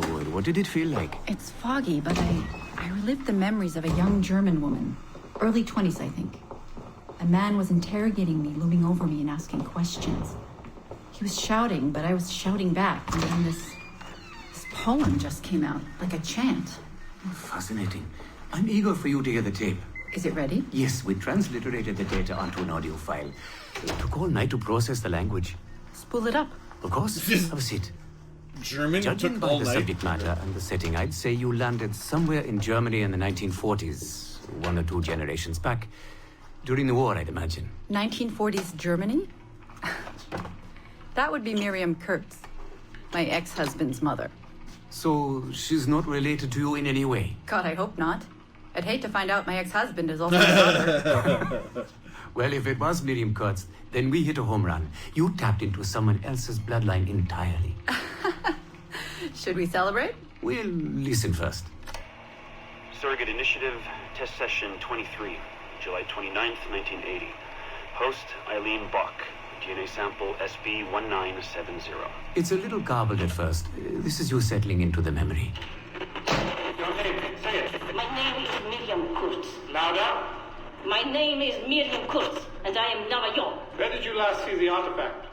Who holds it now? I'll say nothing. I've told you all I will. I don't believe that is true. Who has the artifact? Hexler's dictates make us small, and you're bound in chains. But one day again, we shall walk tall. No binds will us restrain. Enough! For hard our fists, yes, and knives at our wrists for you to be free. Navajos lay siege. Lock her away. Navajos lay siege. Yeah, she's a bit bonkers. And that's where we pull you out. Whoa. What would it take to get a visual render of all that? Months, unfortunately. It took 13 hours just to process the audio. Visual takes much longer. But Vidic is able to record audio and visual in real time. How does he do it? His subjects are exploring their own genetic memories. That requires much less processing power. Hold on, sorry. Eileen here. Hello. You have 10 o'clock in Lillian's office. It's 10:13 now. Oh, shit. I'm sorry. Tell her I'll be right there. And tell her we have some good news. No problem. You in trouble? The monthly progress report. I'm trying to be honest about our progress, but no matter how much I polish our facts, Warren Vidic swoops in, promising the moon for pennies, and gets 10 times the funding for his Animus project. Well, we are using his Animus technology. He's the foundation. We are the skyscraper. Which is why he should be a tech lead, not a project director. Good work, Satish.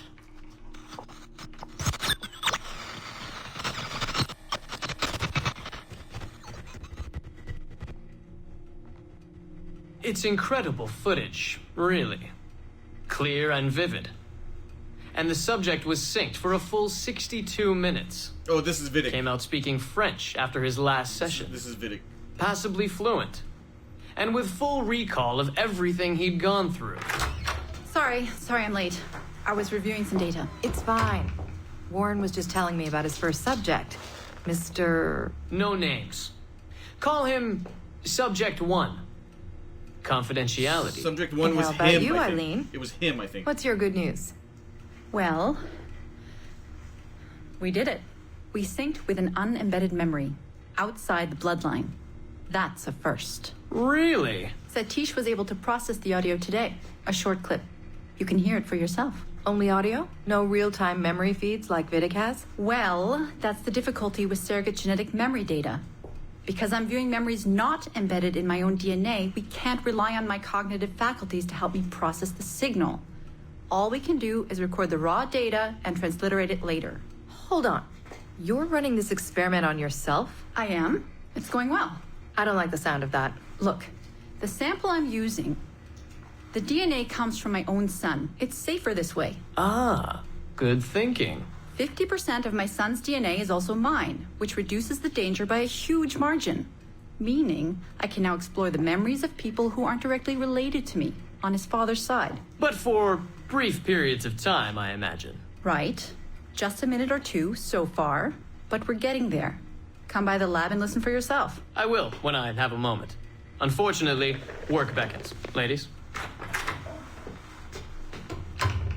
That man is colder than a San Francisco summer. Stay focused, Eileen. You both have important work to do. Obviously. But my work requires his Animus technology. I feel a little caged in. That's collaboration, Eileen. It's how science works. I shouldn't have to remind you. I know. I'm just tired. Stop by and see us today. We have a lot to share. If not today, then this week sometime. Thank you.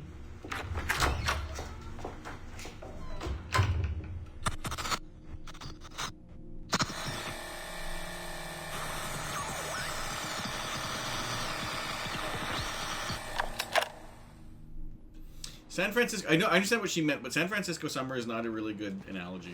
The better analogy would have been colder than to look to winter or something, or something like that. In the grand scheme of things, San Francisco in the summer is not that cold. Anyway, oh, let's go. Yeah, we're piecing together Melanie's. This is Melanie's computer. This should be interesting. No, not Frogger. I don't like that. Give me all of the... Oh my god. Oh, really? There's only one way to get in? Okay. Give me... There we go. Oh, shit. Okay. Give me all of the... Oh, Christ. Oh, that's not good. All the prime numbers you can, and I'll be happy. Just... Oh, really? I disagree with that. I'm trying to be... Oh, God.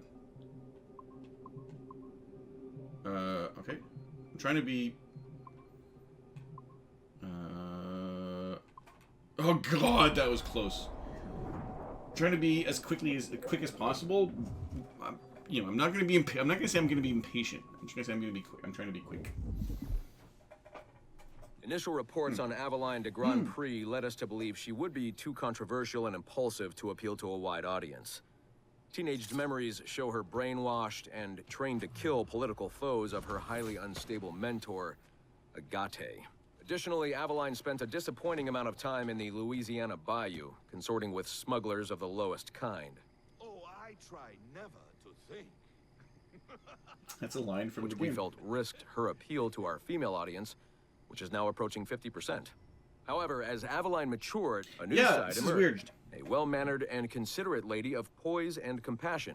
Aveline came to embrace a new mentor, her stepmother, Madeline Delisle, a tireless fighter for the rights of slaves. Delisle, not Delisle. With some editing to prioritize this relationship, we feel Aveline's story will more than meet our needs. Our team recommends a go on this property. Get this one to market quickly. That's actually kind of weird, though, because Aveline is... I don't want to say she's an assassin, but she's an anti-Templar. Like, she kills Madeline at the end of the game. So I find it kind of weird that they did... yeah, I mean, I would... Oh, I guess because she does... And the thing is, that, yeah, throughout the game, she doesn't kill assassins. She kills a bunch of Templars. So that's kind of weird that they would do that. But,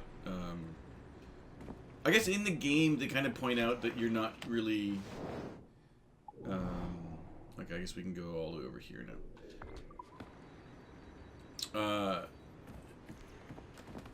There is the Citizen X thing that happens to kind of show you that you're not really doing what you're... To show you that what you're seeing is not really what actually happened. Oh, that's actually pretty good. I actually like that now that I say it that way. Now that I say it out loud, it's actually pretty interesting. Okay, that's gonna be 2 to begin with. There's no way around that. 1029.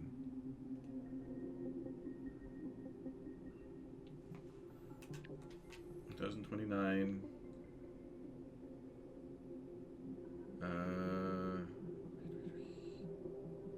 Oh. 223.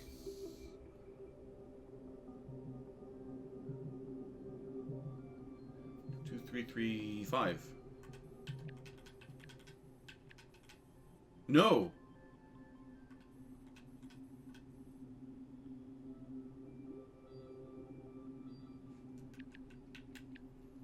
$1,029.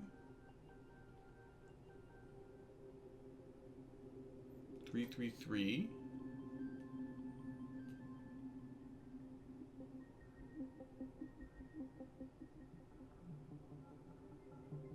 3.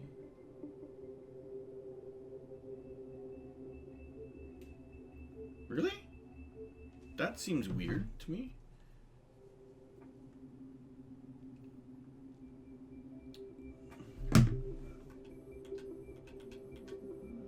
Oh, they actually tell you what the... Okay, so this is probably going to be much easier than it should be then.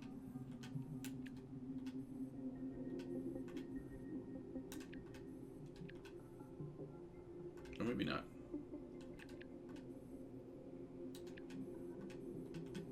Interesting. Oh, so it's not a 5.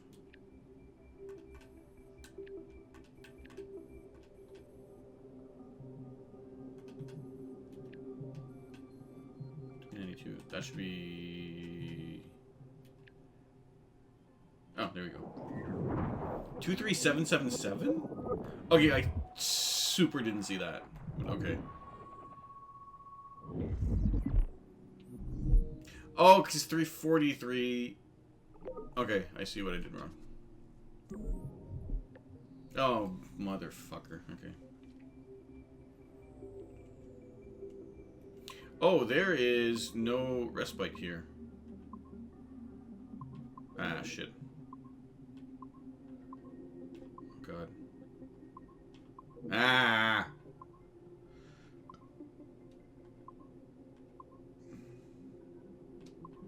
Oh, well, that's stupid, Pat.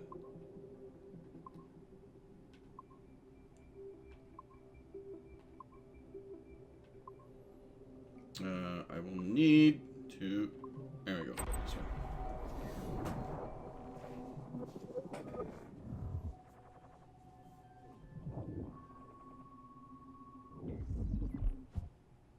Our initial research into the life of Ratana Gaydon focused on a period spanning his late teens to his early 30s. But our researchers came away unimpressed by his calm and stoic demeanor, with occasional flashes of extreme anger. This was not the sort of leading man we felt comfortable endorsing. We decided, therefore, to delve into his early childhood, with the hope that scenes of pre-colonial America might hold some appeal. As you can see here, there is a certain naive charm and innocence to this young boy. Unfortunately, our researchers found this young man's story deeply problematic as well. For one, the omnipresence of the Mohawk culture lacks the balance necessary to tell the true story of America. And secondly, the Mohawk language would certainly be an issue for most of our audience.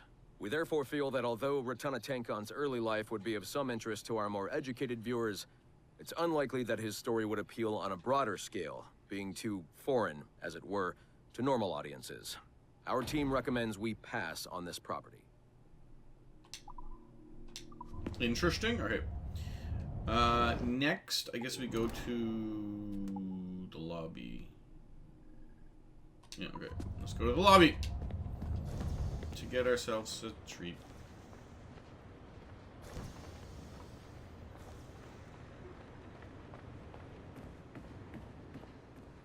Did I?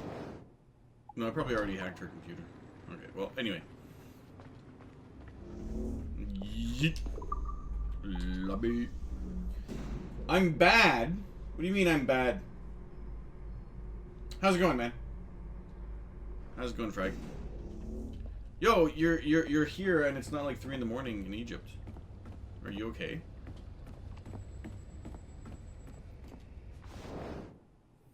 You heard me.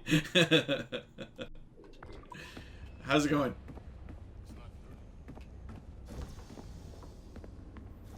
I hope everything's going well. How's your how are your teeth? How's your dentist? Your braces? You're streaming at 7 p.m. Feels weird, man. You got school now? At 7 p.m? Dude, I hope everything's okay. What is this? 1372? Obviously gonna be a 2. Oops. It's gonna be a 4.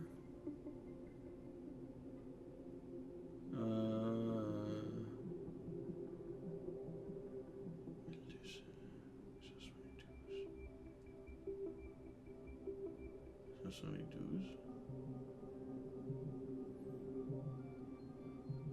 No. Oh, that's what I had. So many dues to cap. Which was 64. Oh.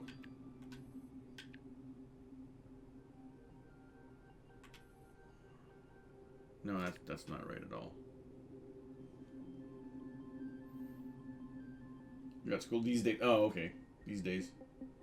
Broke your wire? The wire itself. So you can't wait to see what his reaction is going to be. He is... Yeah, he's not going to enjoy that too much. Oh. So that seems... There we go. How the fuck did you do that? I don't know anybody in my life that's ever broken braces. He can go fuck himself. I don't know anybody that's... How the hell did you do that? Like, did you take a hammer to your face or something? Like, what did... Like... No, but you broke the... That doesn't change anything. Still doesn't mean... I still haven't found anybody in my life or found... I don't know anybody in my life that's actually broken any part of their braces. You broke the wire. Yes, I know you broke the wire. I mean, it changes everything. Actually, these are actually very fascinating. How did you do that? Initiative. Test session 37, August 9th, 1981. Host Eileen Bach. DNA sample SB1970. Open! Good morning, Miss Kurtz. You look well, considering the circumstances. Are you rested? Have you eaten? Your friends are dead, Miriam. Bartel Schink and all his navios, his Edelweiss pirates, executed for 5 counts of murder. Without a trial. You must be proud. There was no need! They were scum! All of them! Sorry, this is loud, me? sorry. All of you are scum! It's loud for me also. Scum! I see it so clearly now. He didn't break, did he? You have nothing. Quiet, girl! You don't have the artifact. If you did, you wouldn't be talking to me at all. Never use lay seat. I said never use lay seat. Never use lay seat.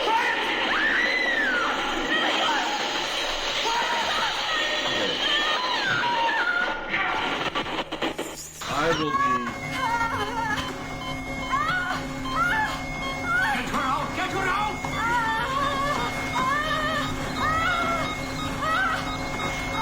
We're losing her! Shut it down! Everything!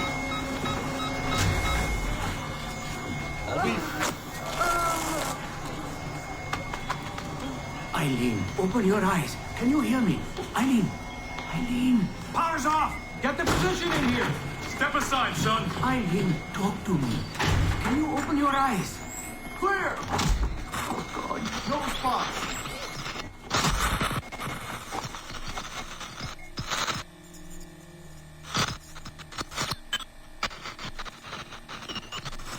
I will be fixing the volume on that. I can tell you that much. It's very loud. The audio mixing in these audio files is really bad. They're just way too loud. But how the frick did you mess up your wires?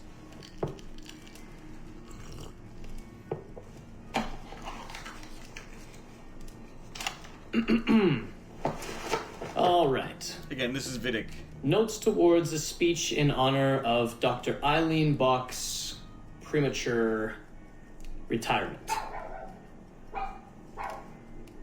Oh, did she die When because I of the first animals? learned of Dr. Bach's unfortunate accident, I couldn't help but feel a great sense of loss at... No.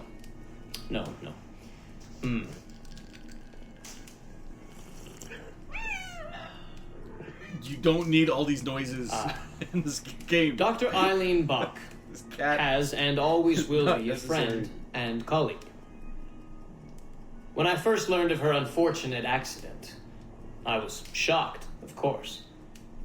To see any friend injured in such a way is deeply upsetting. And to further learn that her injuries were severe enough to force a premature conclusion to her brilliant career, well, I would not wish that fate on anyone. But if there is any solace to be found in her accident, it may be this: that she was injured in service of her research, in service of work that she cherished most dearly. And it is thanks to her, it is due to her diligence, that some of the mysteries of genetic memory have been further illuminated. And while it is true that work on her project, the surrogate initiative, as she called it, has been temporarily halted, the copious amount of work she has done over the past 3 years has been incredibly valuable. So while her work has been suspended for the time being, her legacy will most certainly live on.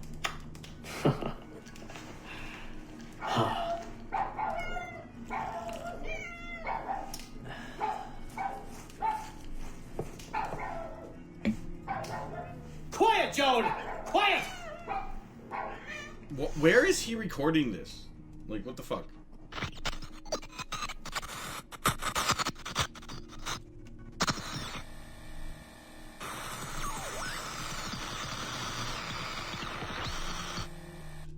Yeah, okay, these Subject Zero files are actually pretty fascinating.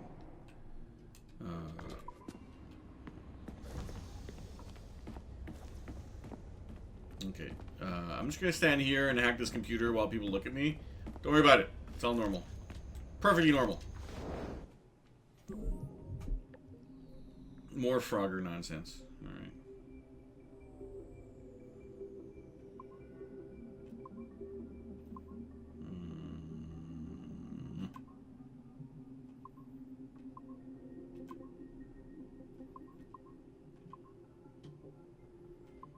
Ah, shit.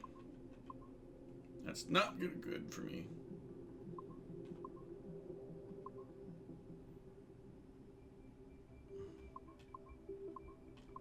Oh, piss off, game.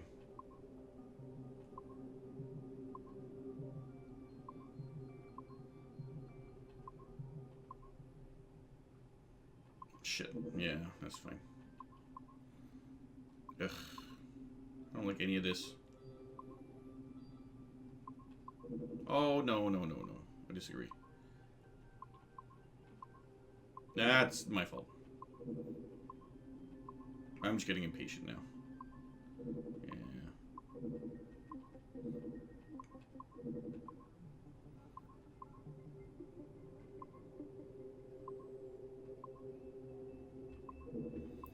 Ugh.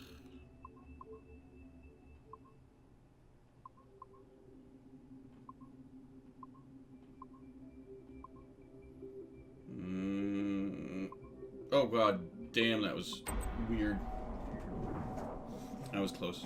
Okay, finally got that nonsense going.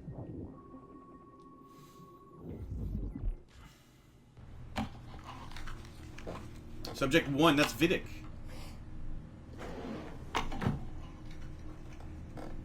February 12, 1981. Qualitative personal interview with Subject 1 on ancestral research regarding Avalon de Grand Prix. How are you feeling? Any side effects? Not really. Oh. Aside from the headaches. They've been worse since I started staying in longer. But I don't want to stop. I like her. I want to know what she does next. What's it like? Reliving her memories. So different. The Animus, I mean. The past. At first it was confusing. Distracting. Like New Orleans, the stench. I wasn't expecting all the smells. Smell is the sense most directly linked to memory. When I'm in her memories, it's like I can smell more than I usually can. In general, women have a more acute sense of smell than men do. I had wondered how that would translate. Anything else? Yeah. She's smaller than me, but it's like her body could do more. Did that surprise you? At first, yeah. The ERA people might hate me for this or whatever, but I don't usually think of girls that way. Climbing things. My mom, my sisters. The animal feeling of Aveline sinking her hidden blade into the throat of... Go on. It doesn't feel feminine. What I think of as feminine. But then at the same time it does. Her center of gravity is way lower. That was a surprise. How easy it is to land. How steady I am on her feet. Sorry. This is hard to talk about. No, it's fascinating. This is what we need. Pure experience, in your own words. Okay. Can you tell me about Gerald Blunk? The fuck is Gerald? What about him? Oh, He and Aveline were close. Okay. But we haven't been able to ascertain if he might be your missing ancestor. No. Do her memories suggest anything to you? She fucking hated him. Does this make you uncomfortable? Not hated him, but she didn't like him. Remember, these are her memories. You're just playing them back. It's not even acting. You're a researcher. Like you say, I haven't experienced her consummating anything. That would be... Anyway, I think maybe she was confused. Oh. She didn't like him in that way. Well, first of all, I don't really know for sure, okay? I mean, guys think about sex more than girls, right? That's a fact. No. As a researcher, what did you observe? Does it mean she's more like a guy if she thinks about... Is that why she's able to assassinate... Well, okay, here's the thing. I don't know her thoughts, but from what's in her memories, physically, the fidgeting, some hesitation, what she looked at, who she looked away from, the things she didn't say when I expected her to. If I had to guess what it meant, I would think she was thinking about sex. But I'm a guy, so I would think that, right? So what does it mean for women to act that way? It has to mean something else, right? As a subject, you're able to observe more finely than I am in review. What about unwanted attention from men? Well, I thought that would be the hardest thing to deal with. I'm not into that, for the record. Not at all. Yes, I know. But the way she dealt with it, it happens so often. It's like you stop noticing everything she does to avoid it. Crossing the street, eyes in the back of her head. She knew how to handle herself. When she was charming, felt kind of similar to killing. Or the build-up to killing. Can we take a break, Mr. Vidic? Of course.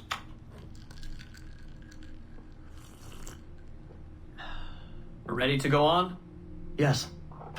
Aveline was black. And white. On her father's side. You're sensitive to that? I guess. I mean, I'm white. Aveline looks black, so that's different. But you get used to it. Like with the girl thing. Until someone makes you not used to it. What do you mean? I don't think I've ever had to think so much about what I'm wearing or how I'm walking. But Aveline, it's like she goes through her whole life in these uniforms. People expect her to behave in a certain way. Definitely. Sometimes I worry I'll slip up and play too relaxed at the warehouse and, I don't know, blow her cover. You can't blow her cover. I know. I'm just replaying the memories. I can't change them, I know. But I see it, right? It's a risk. It's... Stressful? Yes. It's best when she goes out as an assassin. On the roofs or in the bayou. Not true. I think she was more relaxed that way. Can you imagine? You're only relaxed when you're going to kill someone. Let's stick to memories rather than imagination. What about the slaves? They're kind of just everywhere. I mean, that sounds bad. Slavery is bad, but no one's acting like slavery's bad. It's fun when she frees slaves. Is it supposed to be fun? We're not looking for supposed to. Focus on what it is.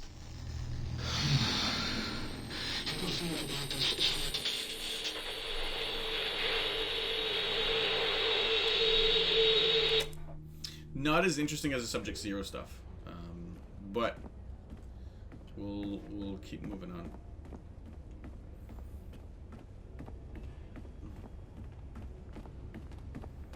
So, I'm actually very curious to see who killed Vidic. That's kind of really interesting to me, but... Ooh, okay, I like these.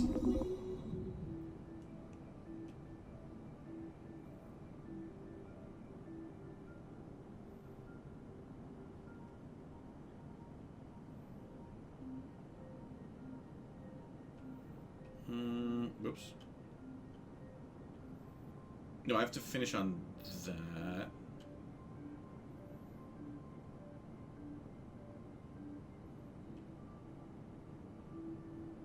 How would you... Okay, well that's not useful.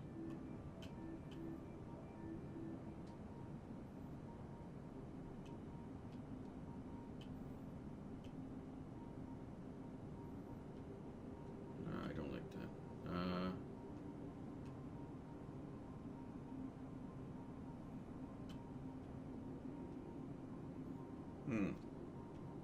Oh, okay. I think I got it. Wait. Do I have it? Yeah, I think it's this way. What? No.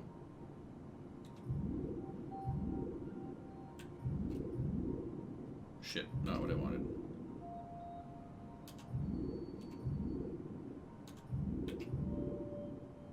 Nope. There we go. Well, whatever. It worked out in the end. Not exactly what I wanted to do, but I think the sphere was upside. My excuse is the sphere was upside down, so when I pressed up, or when I pressed down, it went up because it was. Anyway. So, this will be a short one, Dad. Something to remember me by if things go south. If I don't make it out of the temple today. I've tried to be optimistic about all this, but I just can't. I think spending all this time in Connor's memories has made me anxious. I mean, his story is so painful in so many ways. Still, he never lost hope. Even when his faith in others eroded. I can only believe that what we are doing is the right thing. That I can stop this disaster. I know this. I mean, the technology is there, waiting for us to use it.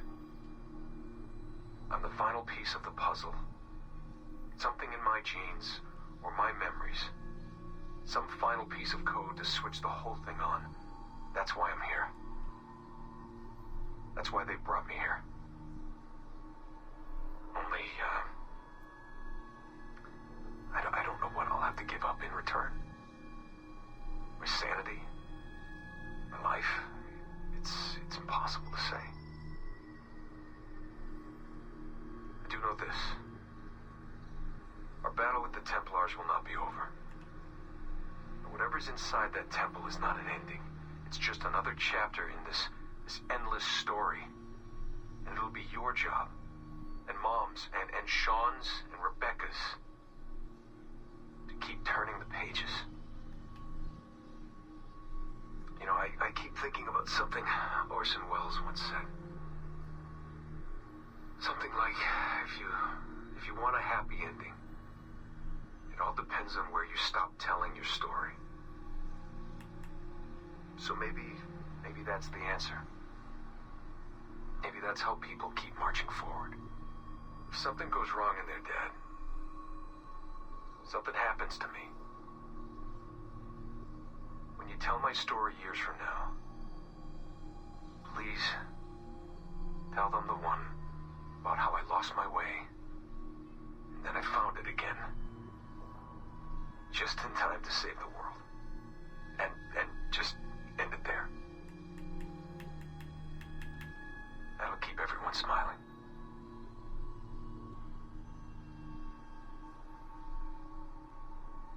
Goodbye, Dad. Say hello to Mom. Tell her I love her, okay? Tell her I love you both.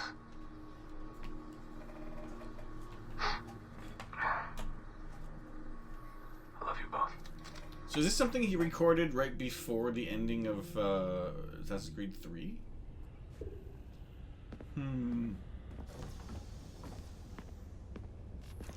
This way, huh? I did not want to touch that crap. Can I go back? Nope. Alright, well, fuck it.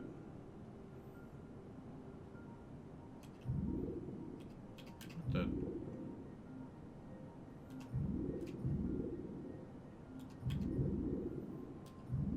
No. I'm just doing anything. I'm not really...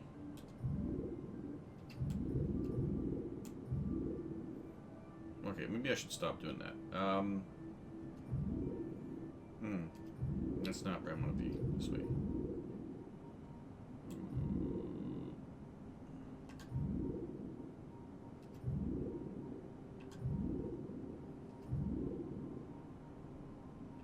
Really? There we go. That should... I'm just...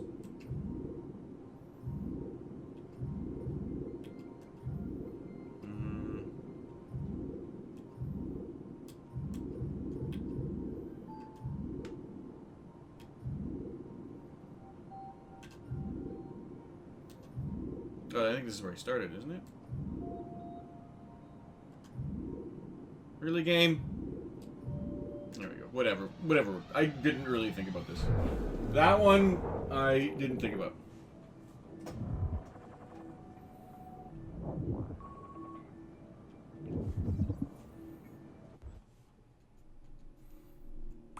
Okay, this should be fine. Chat archive. Everybody's working on the weekend. Olivier, I need you guys to get me everything on the observatory by the end of Friday at the latest. Can you do it? Mel, no, are you crazy? We don't even know where it is yet. And Friday's a holiday. Olivier, a holiday, really? Do people realize that working here is a privilege? If they care about their jobs, they'll come in and it will be an honor. Wow. And no, I'm not crazy. I'm getting a lot of heat from Letitia. If we don't get it done, she'll take it out on Devils, and all our work will be lost. Ugh, does she even know how anything works here? She has her own pressures. Realize that we're already working overtime. And when are we going to discuss how the plot of Devils has to change to accommodate the observatory business? How am I going to sell this? Oh, Devils. Okay, Devils is the Black Flag game they're making within Black Flag. Okay. You're not going to, it's too sensitive? So we're just collecting memories for no reason? Not for no reason, Letitia will use them. This is ridiculous. You want us to devote our lives to finding information we're not allowed to develop, or understand, or use in any way? It won't help sales, and my people will never see their work rewarded in public. How am I supposed to motivate them? I don't know. Get them breakfast, coffee, pretend to sneak in some coffee liqueur, and a little beer with lunch. Feed them, they'll forgive you. That's not going to keep failing. It's not going to keep falling for this. They're not going to keep falling for this. Yes, they will. Bread and circuses. Look it up. It's a thing. Come on, be serious. I am being serious. Remember, none of this comes from me. Letitia needs what she needs. If you want the project to continue, we have to keep her happy. The observatory doesn't have anything to do with pirates anyway. It would only complicate things. Take the focus off the action. But it's fascinating. I realize it's more mature and complex. I can't believe I'm the one arguing this. But we are crazy not to use it. Imagine, we could be selling to pirate fans and conspiracy theorists at the same time. Potential for market growth is huge. We cannot use it, so please stop asking. This is insane. As you already know, Melanie, this company is a subsidiary of Abstergo Industries, and Abstergo Industries has a different culture. They are hierarchical and rule-driven. We may not always like it, but we want to advance in this company. We have to be careful. You're protecting her. I'm protecting you. I know we have our arguments from time to time, but I know you care deeply about your work, our work, and I don't want you to get yourself ejected from the conversation. We need you. Do you understand? Yeah. I get it. Pick my battles. It's common sense. I don't know why this one thing is bothering me so much right now. I'm just tired. So I don't need to find someone else to help me. No, we'll get it done somehow. I'll personally bring the coffee liqueur for breakfast. Lol, thanks. I'll find some way to get them excited about it in the meantime. If it makes you feel better, I can tell you a secret. What? If we are successful with the observatory, Abstergo may develop a Las Vegas attraction to accompany the release of Devils. Wow. They're looking into it. Looking into a partnership with those aquatic circus people you like. That would be Cirque du Soleil. Imagine celebrating with the whole team at a live-action gladiator show. Assassins versus Templars versus Pirates versus Sharks. Whoa, I'm in awe. How do you come up with this stuff? Oh, I have all kinds of little things saved in files here and there. I always think I'll get around to doing something with them in a quieter moment. But they're never quiet moments. Oh well, you'll retire someday. Not if I'm lucky. Me neither. Alright. Interesting. So now, where am I going? We get to go to the server room, because we don't have anything else to do here. Why are you teleporting? This is a single player game. You shouldn't be glitching out like that. Yeah, just to double check. There's nothing left in here, right? Okay.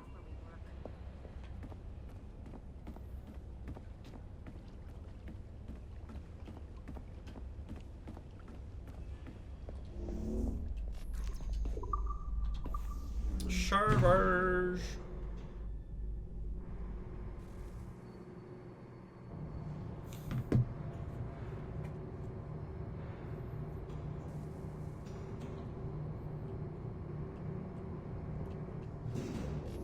What? Oh. So first, oh, it doesn't really make a difference. Okay.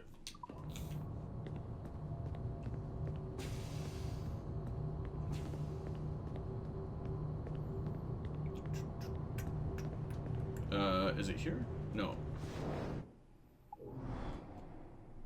Yes.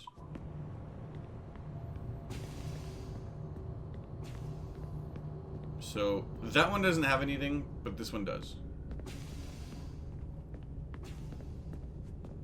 Presumably?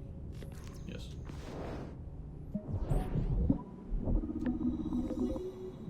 Okay, what?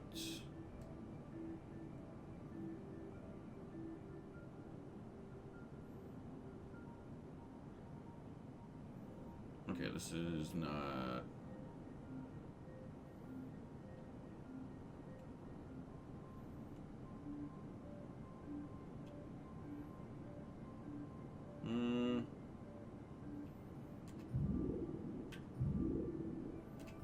No, this way.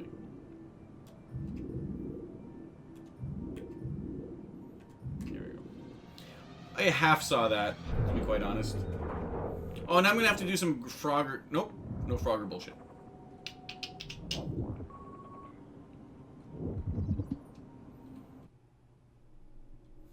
Agent Evaluation Report. Giovanni Otso Berg? Dated 12/11/08. This would have been... This would have to have been leaked from within. This is a classified document viewed on our own network. Someone should hang for this. Strength. Experienced agent's military special forces background is a definitive asset. Obedient, follows orders without question. Leadership qualities. Agent lacks finesse but inspires loyalty in others. Who are they talking about? Dedicated. Agent is wholly committed to our cause. Definite potential. Could be IS material. Weaknesses. Agent has a young 3-year-old daughter. Could be a liability. Agent is ready to take greater challenges. Recommend giving agent leadership responsibilities. Recommend sending agent on level 5. Mission. Oh, this is within Abstergo, I guess. Dashing photo of Otso Berg. Labeled Helsinki, Finland. Unclear who took this or why. Florence. Makes it clear we have a leak. Who survived to transmit this photo? Stiborg Hasek? I don't know what that is. Okay. This one's labeled Cairo, Egypt. Poster claims Abstergo agents kidnapped William Miles, but Miles is not pictured. Could be anything. Also, oh, this must be right before we saved him in 3. Okay. The updated agent evaluation of Otto Berg confirms that leak persisted, and perhaps still exists. Updated strength demonstrated a great deal of courage, initiatives, resourcefulness, and dedication. Updated weaknesses distinguishing mark, facial scar, burn. Reparative surgery should be considered. Following assassin attack of 2112, I'm assuming it's 2012. 1128. See attached security report. Agent tracked down the enemy and located their Florence hideout. Agent led Sigma strike team against the Florence assassins, responsible for the termination of 3 assassins. Survived assassin ambush. Agent should not be held accountable for the loss of this team. Interesting.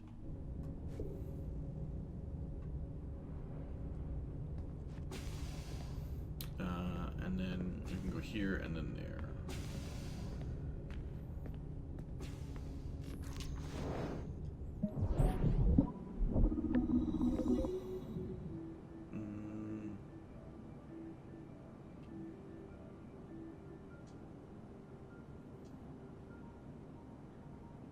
Okay, I think I know how to do this.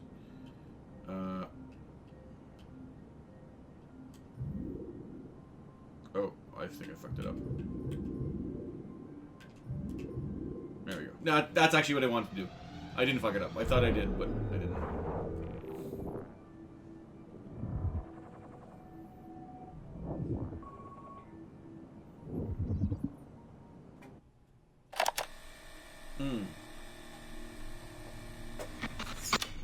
Surrogate Initiative, Test Session 27, October 21st, 1980. Host Eileen Bach, DNA sample SB1970. Miriam, my dear girl, there is no good reason for you to be here. But your intransigence requires that I detain you until you give me information I can act upon. The location of the artifact, perhaps, or the whereabouts of your leader, Bartel Shink. Just a little something to give Minister Goebbels some encouragement that we are on the right track. How about a nice hug? He looks so sad in all his photographs. Yes, he does, doesn't he? Perhaps you could pay him a visit yourself. He likes beautiful women. Actresses, musicians. Pirates? That's right, pirates. Pirates of the Edelweiss. Isn't that what you kids call yourselves? It's very amusing. And illegal, of course. Breaking Hitler's laws is half the fun. Oh, I imagine so. I imagine you were having a wonderful time just before we captured you and your insurgent friends. And that's the end of it. Damn it. Why can't we sustain the signal for more than just a few minutes? I need to relax. That's not the issue. This is dangerous work. These memories aren't in your bloodline. That's why it's not holding. There's got to be a solution. Any idea what they mean by the artifact? I've heard it a few times now. Not sure. I don't think Miriam knew either. Not much comes into her mind when she asks about it. But she's protecting the other members of her group, the Edelweiss Pirates or something? Yeah. Bartel Shink. Have we looked him up? No, we can. We should. Put your intern on it. Right. High priority. Yeah. This isn't getting any easier. Jesus.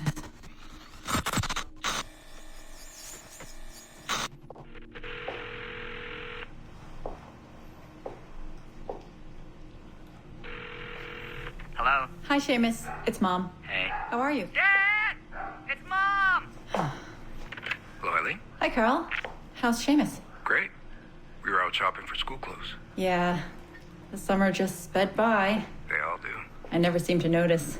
No windows in the office. Right. Trapped in a lab. So, did you need to talk? Yes, sorry. I was curious about your mother, actually. Oh. Okay. How much did she talk about the war when you were growing up? Not often. bits and pieces. Why? I was doing some research last week about World War II, and something came up about the Edelweiss pirates, or the Navajos, and your mother's name popped up. Really? That's an odd coincidence. Does any of that ring a bell? Yeah. Mom ran with that group while the war was on.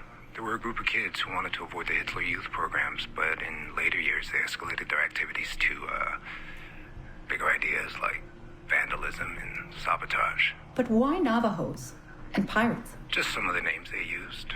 Navajos, Edelweiss pirates, you know, kids. There were little pins, little white flowers. I may still have hers. That's interesting. And this is for work? Researching my mother? Not exactly, but...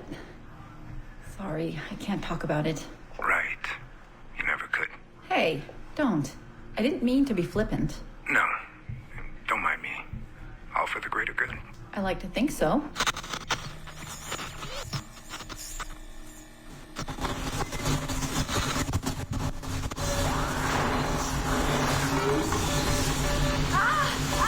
Power down. You all right? Damn it! 5 months of this bullshit! We're floundering. Take it easy, Eileen. You're just stressed. I am not stressed. I'm frustrated. I'd like to go again this afternoon. No.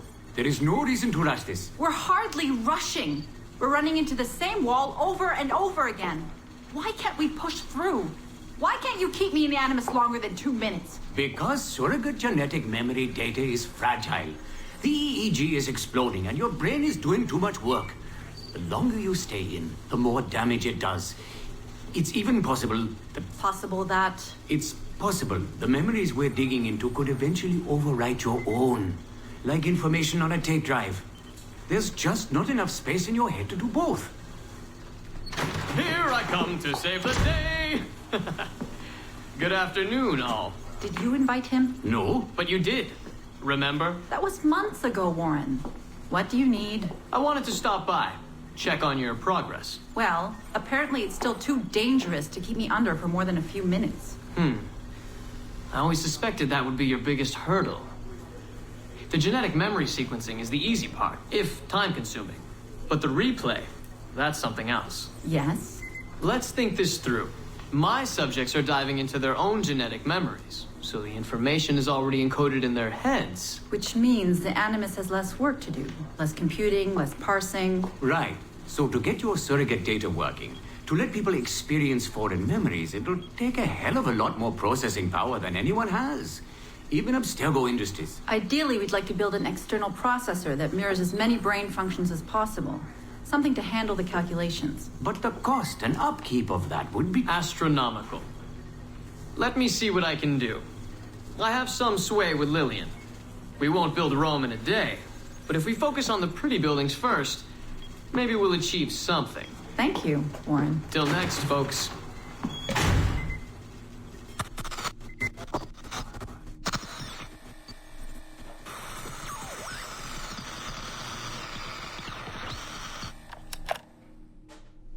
Yo, these are actually pretty fascinating.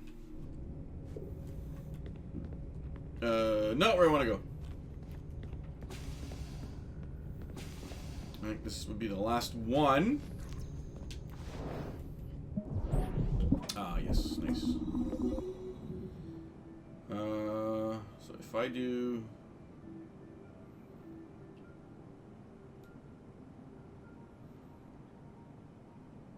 No, this way. Oh.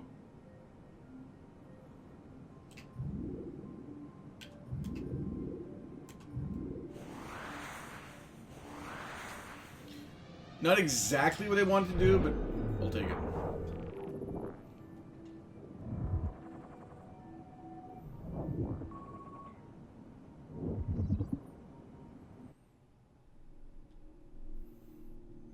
That is this William de Sabre.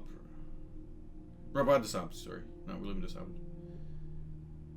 Noble of birth, noble in action, Robert de Sabre rose to serve as Grand Master of the Templar Order in 1191. His tenure was short, but his impact was great. Fighting alongside Richard the Lionheart, he laid siege to Acre and broke Saladin's ranks. Died by assassins throughout his tenure. is ultimately martyred by one such nameless malefactor. Would have been an Altair. That is anticlimactic when it comes to doing that. But having said that, those are all of the video, or all of the computers hacked in this game. That's gonna be it for this, and not sure what else I will have to do by the time I edit everything together. So I hope you enjoyed this thing. This actually may be the last video in the series, so if it is, I hope you enjoyed Assassin's Creed Black Flag as much as I did, and I hope to see you in the next game. There's going to be a lot more nonsense to come, chat. Trust me. Anyway. Have a nice day, and see you later.